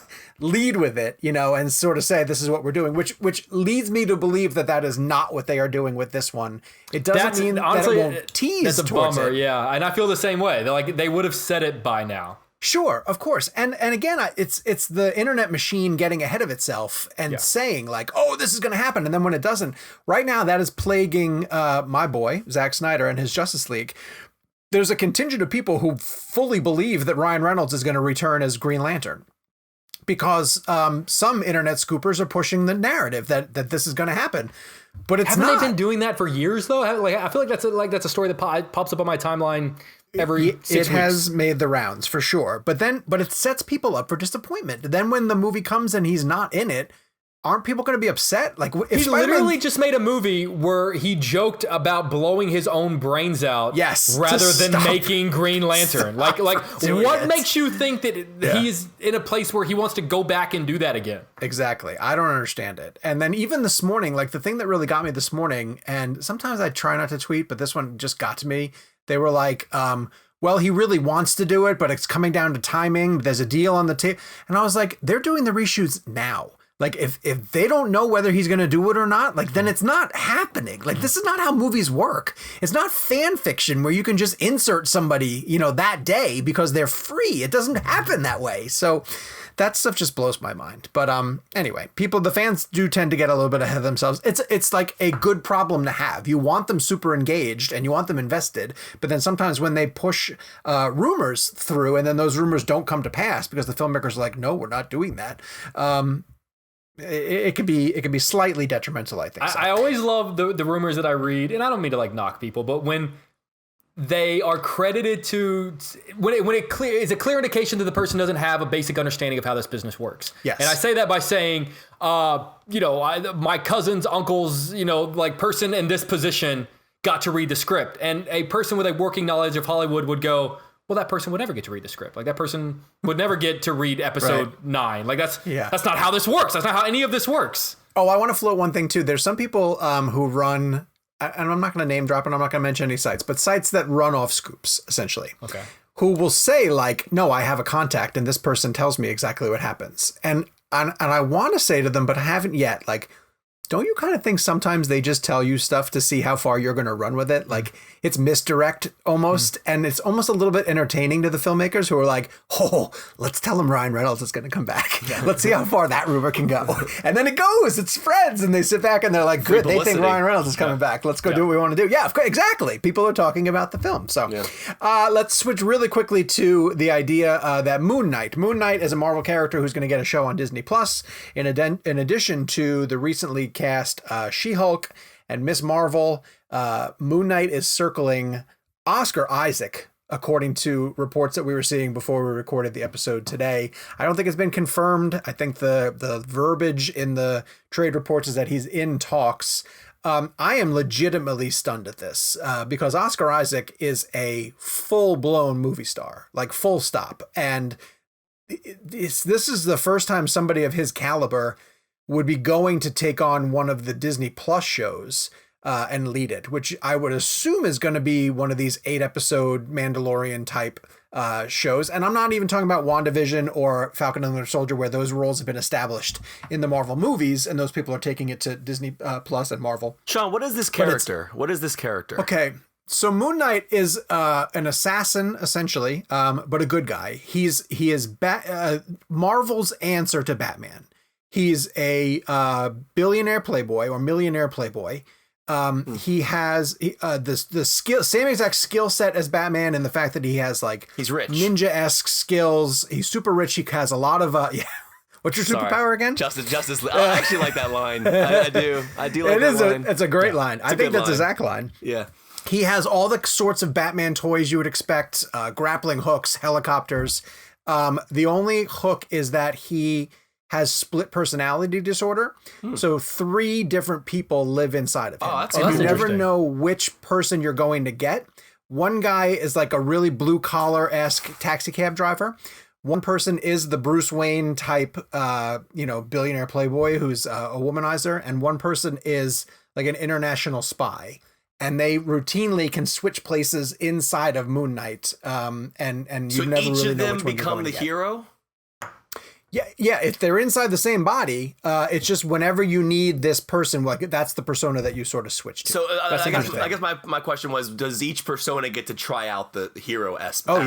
Yes. That's cool. That's actually really interesting. And it could give Oscar Isaac a great chance to play all 3 of those roles, kind of thing, which is very fun to do. So I could see why he would sign on, but I'm stunned that he's agreeing to take on a television project, and B, theoretically big franchise type thing after coming off of Star Wars.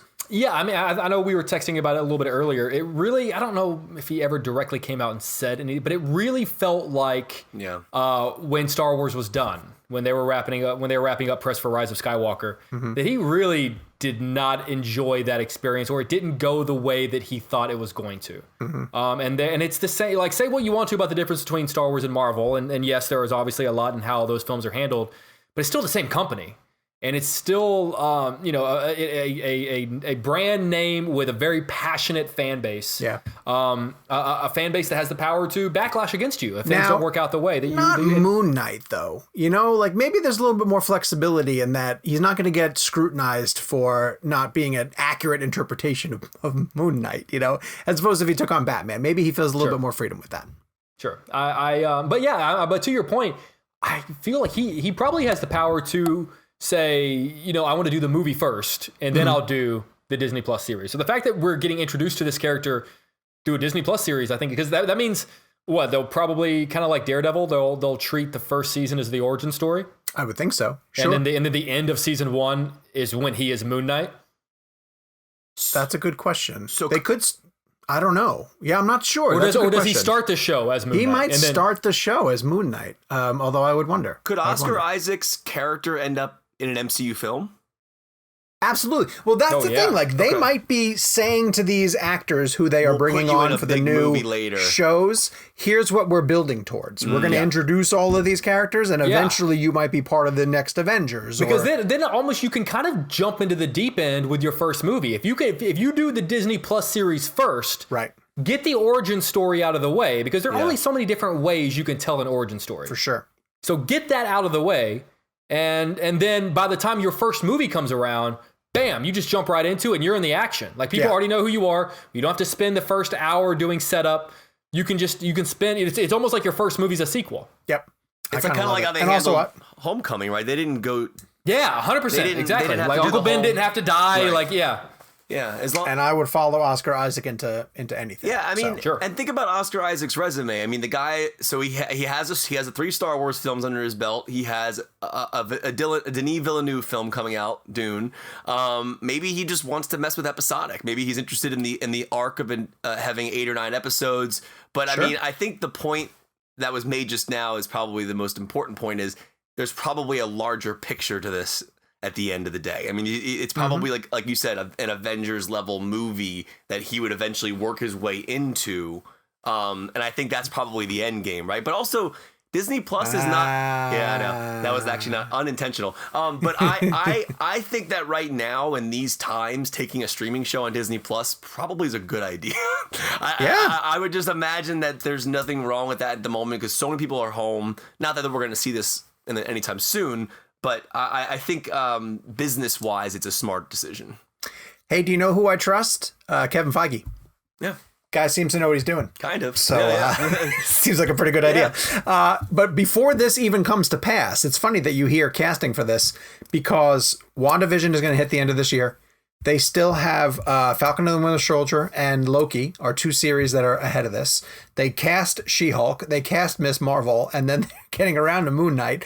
Like, Oscar Isaac could sign for this and not shoot for another two and a half years. Yeah. So eventually, all that money I pay for Disney Plus is going to pay off. You haven't canceled it yet?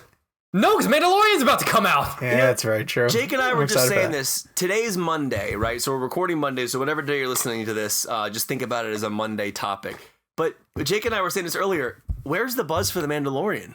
Season 2 comes out Friday. Disney's doing a little behind the scenes, behind the curtain. Disney's doing no junket for it. Right. They're not giving anyone, and Game of Thrones didn't even do this until later in the run, like near the end of the show. They're not giving anyone early episodes to review or prepare, the preemptive recaps, which are so popular online. I'm with you. I felt like leading up to the first season, like, I was jacked, like, to the point where I even thought, like, okay, I gotta be at work at 6 a.m. Do I wake up at 4 and just watch it? Like, I don't feel that. Like, I'll get around to it this weekend, the first episode. I have been told. Sorry, go ahead.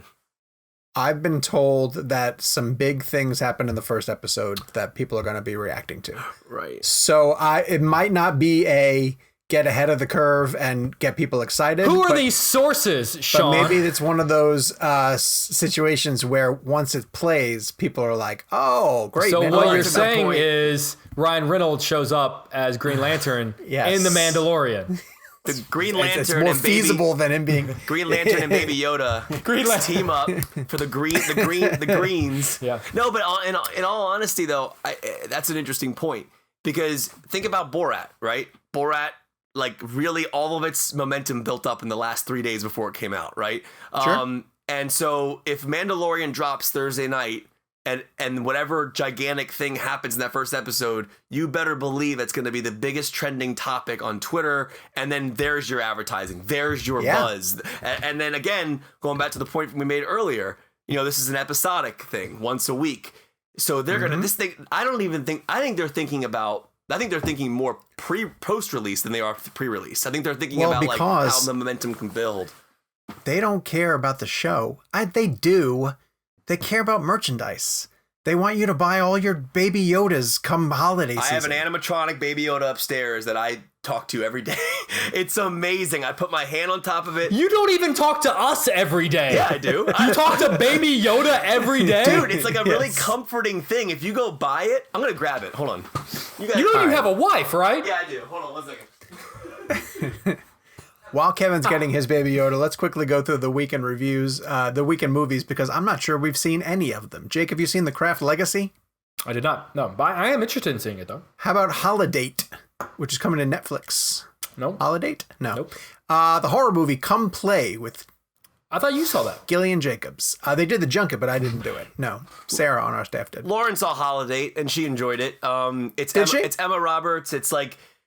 It's actually, the premise is actually something super relatable. It's like this idea that when you're in the holidays, you're supposed to have a relationship with somebody so you can bring that person to the parents. But if you're alone on the holidays, it's like, so her and Luke Bracey, is that the gentleman's name? The guy from Hacksaw Ridge and Point Break. They basically... That was Mel Gibson. Right. Hacksaw Ridge is awesome, by the way. They become like friends who are trying to be friends during the holidays. And of course, the love story. Do they get together by the end, Kev? I haven't seen it. Lauren saw it, but I just... You assume, but I have no idea. All right, here's Baby Yoda. And honestly, this thing is insane. Like, the animatronics... Oh, let me see if I can get this thing to... Come on. Here we go. Let's see if it'll work. He's sleeping. Oh, is he really sleeping? What's he doing? Come on, buddy. Are you really going to do this to me right now? Come on, buddy. Oh, Lauren has them off. Come on, buddy. Lauren turned them off. That's why. All right, you guys keep going. This is like I'm like. No, I'm in. This is money well spent. Riveted right now. Here we go. Okay. All right, let's see. Here we go. Tilt down. Here we go. See, this is. Oh, that's amazing, dude. His ears. Hold on. Let me see. There's like 25. The ears, legit. Look at the ears. Isn't that wild? This is really good for audio. Tell me those podcasts. eyes aren't the coolest thing ever. Look at. This has about as much a plot as The Mandalorian. I'm sorry. It's Gizmo for our generation. For this generation. I am a 12-year-old kid when it comes to this. And plus, here's the cool thing, and this is so inside baseball. Most people don't really care about like filmmaking and stuff like that in regards to like the details that go into it. But we all know the story about Werner Herzog and like getting the animatronic Yoda. Like they wanted it to be animatronic versus like a CGI character. The fact that a toy gets to come out and I get to experience the animatronic elements of it at home, it's awesome. Like as a film fan, awesome. It's kind of cool to see this thing happen in person. I will say that the ears are unbelievable. That's pretty great. This segment sponsored by Baby Yoda.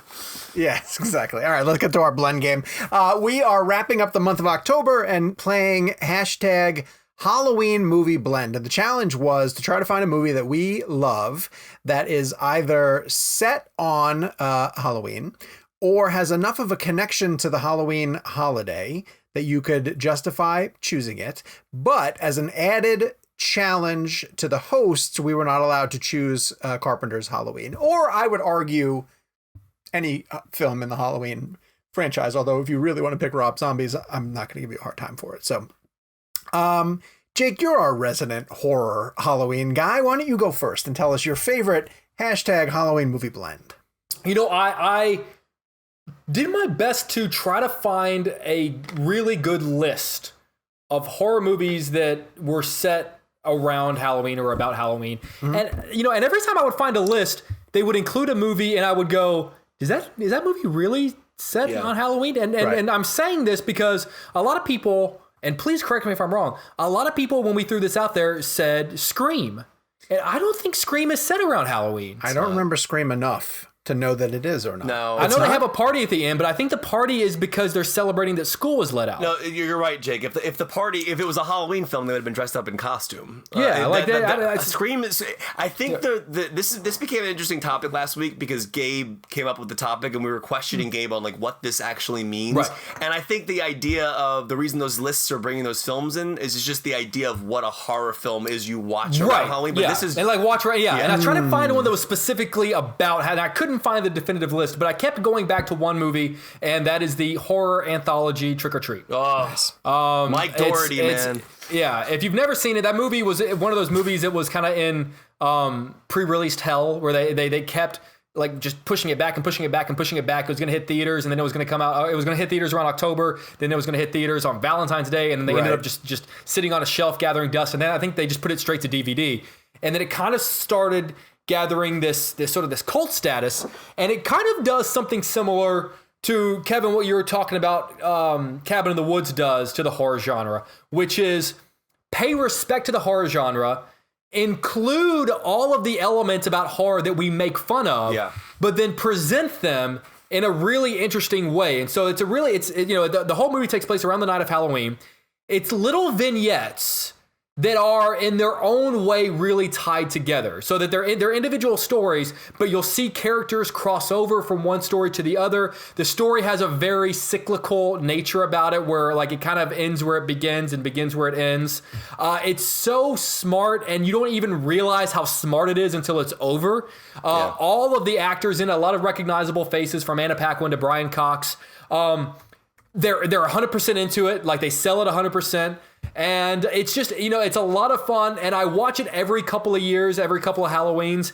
And there are so many fun twists that I always forget about. The big one being the end of Anna Paquin's story, which is so fun. I don't want to say it, but it takes you down a path of, hey, all of the horror movie cliches. Like, okay, we're going to make fun of them. Oh, but we're making fun of different cliches than you think we are. And so it's a lot of fun if you are a fan of horror movies and you think that you know everything about the genre. It's a fun send up to it that makes fun of it, but also pays respect to it at the same time. Yeah, and a shout out to Michael Doherty, by the way, who directed that film. Like I actually liked Krampus. He did Krampus as well. I did too. I thought it was a lot of fun. It was very well done. I mean, he recently did the new Godzilla film with Millie Bobby Brown too, but I think I was on IMDb right now. It looks like they've announced a Trick or Treat 2, and you never know if these things are real. But sure. Jake brings up a great film, and it's not my pick, so I just wanted to expand. But it is it's scary as hell, but unique, and like you're watching something special and fun, and it's like a movie that just didn't get the love it deserved. Like I was also looking at like Donnie Darko, which also has a Halloween element to it as well, and like I feel like those two films fall into a similar category where they're just expanding on a genre. But it's so unique. But again, a film that just kind of fell on. It's only like an hour and 25 minutes. Yeah, hour super and 30 fast. minutes. Yeah, I think it's under an hour and a half. And yeah, the Anna Paquin scene, that storyline is amazing. All I remember is them by the tree. I won't go into specific details, but anybody out there who hasn't seen Trick or Treat, it is amazing. Me, I've never seen it. You've never seen it? Oh, no, you gotta watch it, dude. You would love it. It's super smart. It's amazing. Don't tell me what to do. I will check it out. I think Kevin has mine, so I'm going to let Kevin go next. Wait, you think you and I have the same one? I'm going to guess we have the same one. Oh, well, now I feel pressured. No, don't. Just tell me what yours is. Well, it's funny because, I went with The Nightmare Before Christmas. I did too. Okay. Yes. All right, well, then we'll play with that. I did too. Okay. Now, so part of the reason why we love doing the show is we get to share our personal connections to films. So, Nightmare Before Christmas is, it's everything to my wife, Lauren, and I. So it's like, we got engaged with Jack and Sally at Disney World. Those characters are all over our house. They're the names of our dogs now. Yes. Our two dogs are Jack and Sally. And you wouldn't believe the Nightmare Before Christmas material we have all over this house. And one of the astounding things about Nightmare Before Christmas that I've always found interesting is so many people think Tim Burton directed it. And it's Henry Selick who ended up doing Coraline. Did he do Coraline? Henry Selick did Coraline. He did, yes.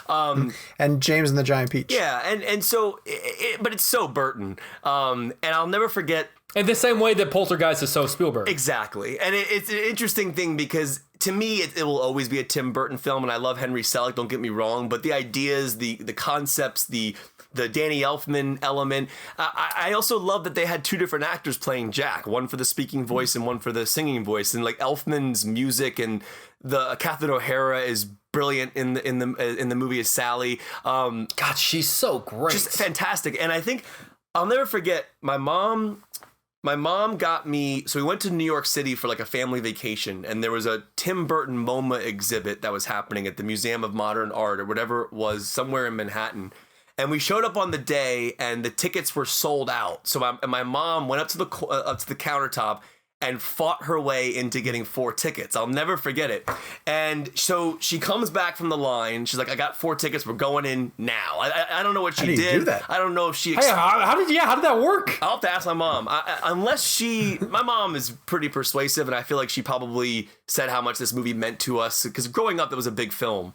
It's weird because that movie had an importance for me as a kid that it had an importance for me now as an adult. Completely different reasons because, I meet Laura and it becomes it's a love story for me. As a kid, I watched it because I'm so fascinated by the stop motion animatronic or stop motion effects and everything. So I'm going. Wait, was she into it before you two met? Oh yeah, this was a movie that both Lauren and I absolutely loved outside of ever knowing each other. See, that's pretty cool. And so I didn't realize that. And so I'll never forget going through this MoMA exhibit, and then I got to this area where it was like a glass enclosed case. There must have been 30 to 40 to 50 Jack Skellington heads. Just for each facial expression. Yeah. When you make a movie like this, you're 24 frames a second, so you're shooting 24 pictures for every second of motion. So it could take weeks to film a minute of the movie because you essentially, stop motion this is not like a secret, but for Jack to have a reaction in a scene, the character of Jack, if his face goes from sad to happy, that could take 3 frames or 3 seconds of film. You're talking 24, 24, 24. And so you change his expression each time, and it's very impressive. It's so seamless when you watch it, though, and I think that that film just... The Halloween aspect of it, if we're going Halloween, my wife and I got engaged on Halloween, October 31st, and it was with Jack and Sally. So that, and I know there's a debate on whether or not it's a Christmas movie or a Halloween film. I think it's both. It's both. Yeah, and the songs, "This Is Halloween." And it literally opens with a song, "This Is Halloween." Right, exactly. And that's what. Yeah. So when you're done, to be honest with you, I just think.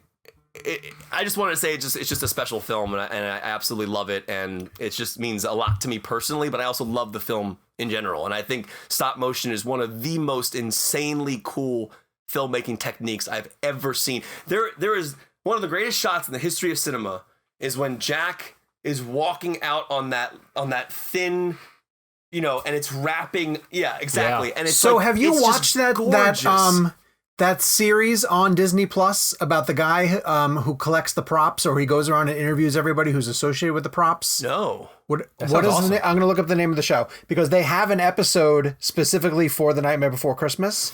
And he goes to the location where they still have that set, the hill. Where is it? They still have the hill?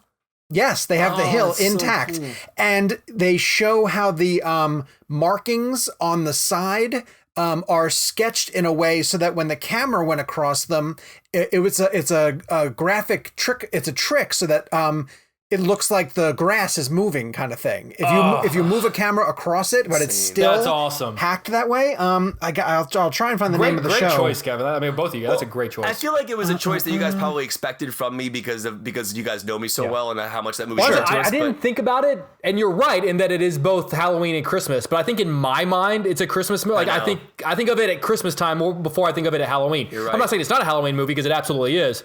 But it didn't even pop in my head because, like I said, I usually don't start thinking about that movie till around December. Well, that's why I was going to say the part I was going to add was Prop culture. That's what it's called. Yeah. It's a great show. It's I a didn't really, come up really with good show. That wasn't me. Thank you, Allie. Very nice. Yeah. To me, Nightmare Before Christmas was always a Christmas movie. And in fact, my favorite scene in the movie is when Jack first lands in the North Pole in the snow. Yeah. And the song, What's This? Yeah. I love that scene. And that is one of the scenes that puts me in the mood for the holiday season. I watch it every single year to start thinking about Christmas. But in going back to rewatch the movie so many times, I came to appreciate how funny the Halloween bits are. Like if you're a town that is only obsessed with Halloween, that when he comes back to explain like what they do on Christmas and they have all their ideas of like the horrible things that they would do, it's really funny. And that's very Tim Burton. Like it dials into how much Tim Burton it is. Haven't you guys always wanted to go into the other doors, like at the beginning where they show all the trees? I've always wanted, I've never interviewed Henry Selick before, but I've always wanted to ask him hypothetically, like what the other doors would be like. Well, there was a turkey and there was an Easter bunny. I remember. Wasn't there a shamrock? Oh, I think that might have been a shamrock.